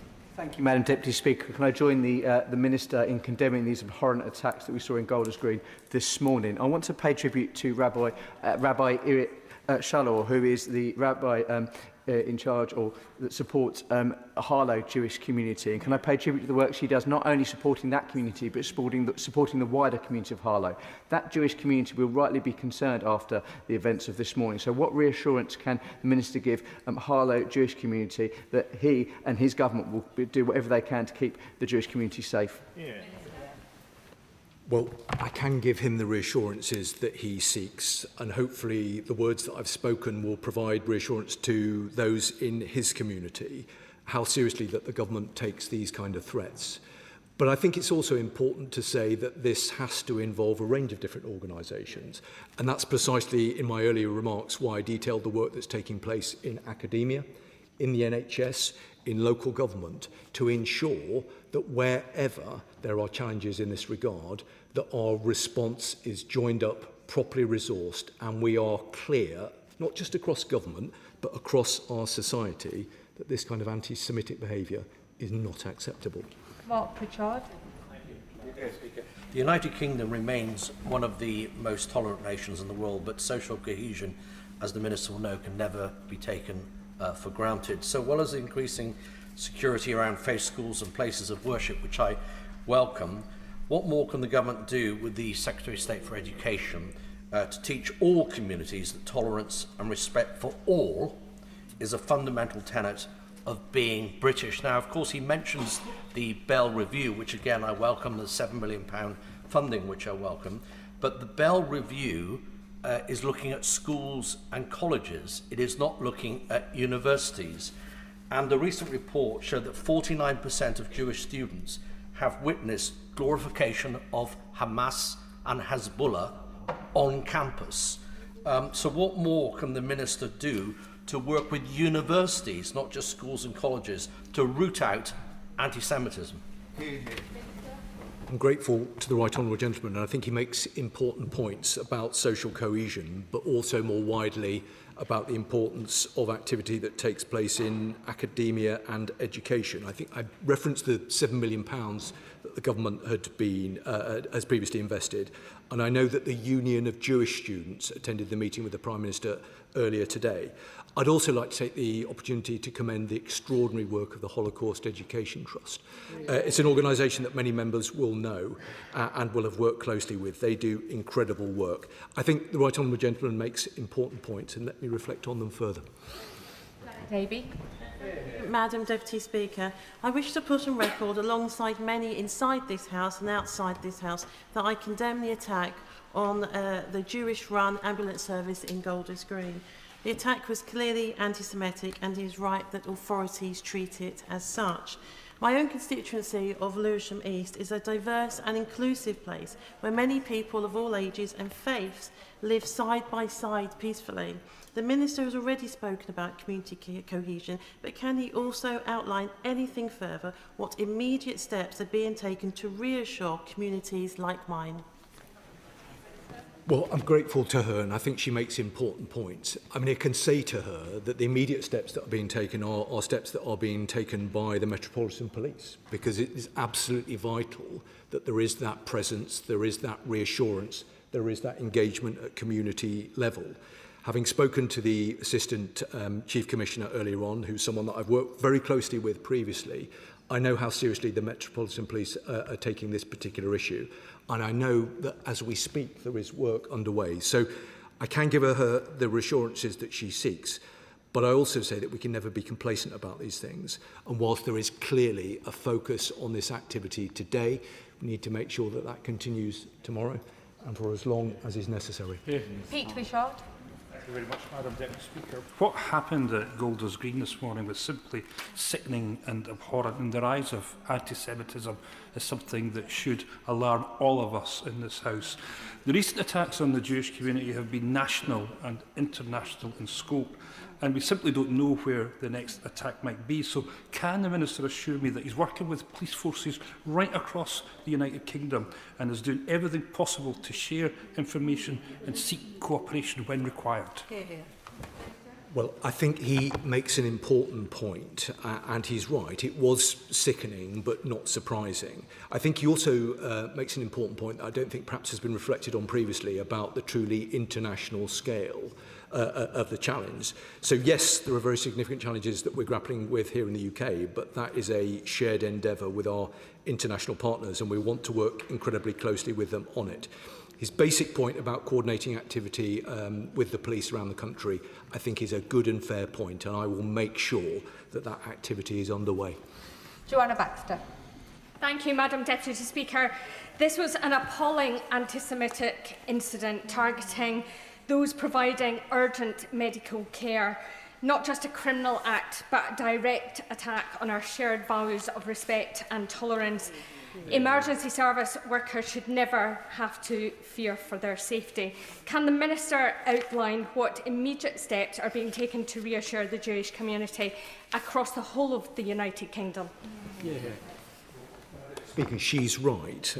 This was sickening, and she's right to raise the important issue of reassurance. And I know that there will be a reassurance operation that is underway, being conducted by the Metropolitan Police and by other police forces around the country.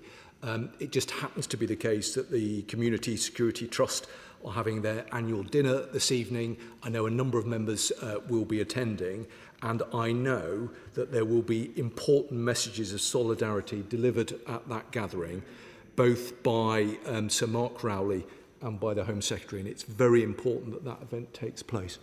So Julian Lewis. The people who carry out such attacks are mainly seeking to terrorise the target community.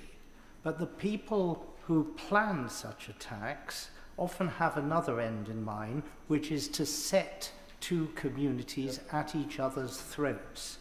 So without revealing anything one shouldn't about the techniques of the security service, can we spare a moment to pay tribute to those members of the Muslim community who go undercover very bravely to infiltrate plots of this sort, who are briefly seen in court, often under an assumed name when convictions are assured, and who, without whose work, many more of these plots would succeed than is actually the case?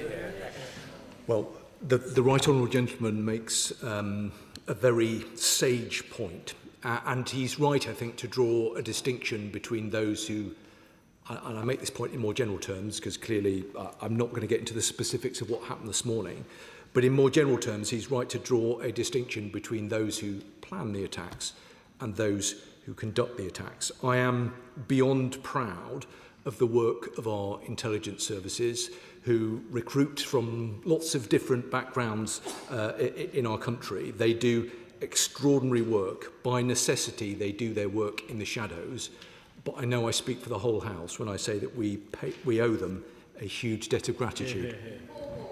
Thank you, Madam Deputy Speaker, and can I express my solidarity and the solidarity of all Rochdalians to Britain's Jewish community in the wake of this horrific attack in the ambulance station in Golders Green. But whenever such an anti-Semitic outrage has occurred, my Muslim constituents stress to me repeatedly this is not done in their name, and I want to make that absolutely clear. In fact, anti-Semitism has now become normalised, not just offline in the playground, but online everywhere, as we saw in Louis Theroux's documentary Inside the Manosphere last week. So does the Minister agree with me that Ofcom needs to take much tougher action against anti-Semitism online, and perhaps by having a specific strategy to target men and boys who are being deliberately targeted by the anti-Semites in our community? Well, I'm very grateful to him, and I think he makes a very important point. I can give him an assurance that through the Defending Democracy Task Force, we work very closely across government and with law enforcement and look very closely at the work of Ofcom. He will know that the lead government department with responsibility is DCIT, but they sit as a key member of the task force, and we will want to assure ourselves that all of the powers are being used in an appropriate way, and if not, we want to ask why not. Thank you, Madam Deputy Speaker. Does the Minister agree with members of the Jewish community who think that hate marches increase the risk of anti-Semitic attacks? And if it does, will he ban them? The Home Secretary has just banned a hate march. Rand. Thank you, Madam Deputy Speaker, and I share the Minister's disgust at the horrific arson attack today, which will further worry the Jewish community and all decent-minded people in Altrincham and Sale West and across our country. He rightly spoke of the importance of strong and decisive action to tackle the torrent of anti-Semitism. So can he tell the House when we will see concrete implementation milestones for the government's Protecting What Matters action plan? Well, what I can say to him is that these are issues that are an urgent priority for the government. He will know that the lead department is MHCLG, but we work very closely with all government departments to ensure that our response is proportionate and in line with the nature of the threat. Whilst people's minds understandably have been focused by what has occurred this morning, I can give him an absolute assurance that we are on these matters 7 days a week and working across government to ensure that we keep the public safe. Jack Rankin. Thank you, Madam Deputy Speaker. These despicable attacks have been claimed by Harakat al-Sab al-Yamina al-Islamiyah, a group assessed by analysts to be an Iranian proxy linked to the IRGC and Hezbollah. Emma Schubert of the Henry Jackson Society has warned this reflects a pattern of coordinated attacks on Jews across Europe. Does the government share this assessment, and if so, when is the government going to finally prescribe the IRGC? The best time to do that had been 10 years ago. The second best time is now. I know that he will understand that given that there is a live counter-terrorism police operation underway, it would not be appropriate for me to speculate about the linkage of this activity with other activities that have taken place on continental Europe. I hear his point about the prescription of the IRGC. I hope that he will understand that the government commissioned Jonathan Hall to look at the issue of our terrorism legislation. Mr Hall has made a series of recommendations, the essence of which is that we need new legislation in order to be able to prescribe state-backed entities, and the government intends to bring forward that legislation as soon as we possibly can. Sammy Wilson. Madam Deputy Speaker, we shouldn't be surprised at the attacks which happened in Golders Green last evening, because after all, we have been promoting this anti-Semitism in various ways across the United Kingdom. Whether it's the sectarianisation of politics that we have seen by some parties directed towards the Jewish community, whether it's a Labour council in Kent promoting an art show which shows Jews eating babies with blood dripping from their teeth, or a chief constable trying to ban Jewish fans based on lies, or the leader of the Green Party now encouraging councils to boycott trade with Israel, even though that would be illegal. Does that not set the atmosphere that Jewish people are a target because Jewish people in some way are doing things that are evil and wrong? Well, I don't think anybody was surprised by what happened this morning, but it's the absolute requirement of government to make sure that our response is proportionate given the nature of the threat. And I think ultimately all individuals and all organisations have a responsibility for their own conduct. And some of the points that he makes, I think, are not unreasonable. There has been, in my view, an unacceptable climate in recent times where certain sections of certain organisations have thought that it is almost acceptable to allow this kind of anti-Semitic hate. That is not the view of this government. The view of this government is that it's completely unacceptable, and that is why we are organising to make sure that we've got the resources marshalled in the right place at the right time to give our Jewish communities the reassurance that they absolutely need and deserve. This was a horrific attack on the Jewish community, but whilst Jewish communities experience disproportionately high levels of anti-Semitic incidents, offences targeting Jewish victims are statistically far less likely to result in a prosecution. So does the Minister accept the Jewish community does not trust that the law will work to protect them, and what further assurances can he provide to them at this difficult time? I completely understand that many members of the Jewish community are living their lives under the threat of the kind of activities that we saw this morning. But I hope that nobody here thinks that that is remotely acceptable. And that is why we all have a responsibility to redouble our efforts and to make sure not only are we seeking to provide that reassurance, but more practically, we're putting in place the right laws, the right powers, and making sure that we've got the right resource to take on that threat. If you're ready, Liz Roberts. Diolch yn fawr iawn, and of course my thoughts are with the Jewish community in North London. There is something particularly abhorrent about the destruction of ambulances here, and actions motivated by extreme hatred must be condemned. No one anywhere should be made to feel at risk because of their race or their religion. So there is a question here, how are risks to the wider Jewish community, particularly those communities that are perhaps scattered or individual families or even individuals, being assessed? This of course is relevant to Wales, being assessed at present because so many people feel at risk. Well, I completely agree with her. It's beyond abhorrent that anyone would seek to target ambulances providing extremely important, valuable public service in the way that we've seen this morning. But she's also right to make the wider point about ensuring that no communities are left behind. And whilst the attack this morning has taken place in London, as I mentioned in my earlier remarks, we saw a terrible terrorist attack take place in Greater Manchester last October. So wherever we have Jewish communities in our country, we need to make sure that with the police and with the range of other organisations are providing the support that is obviously now required. Thank you, Madam Deputy Speaker.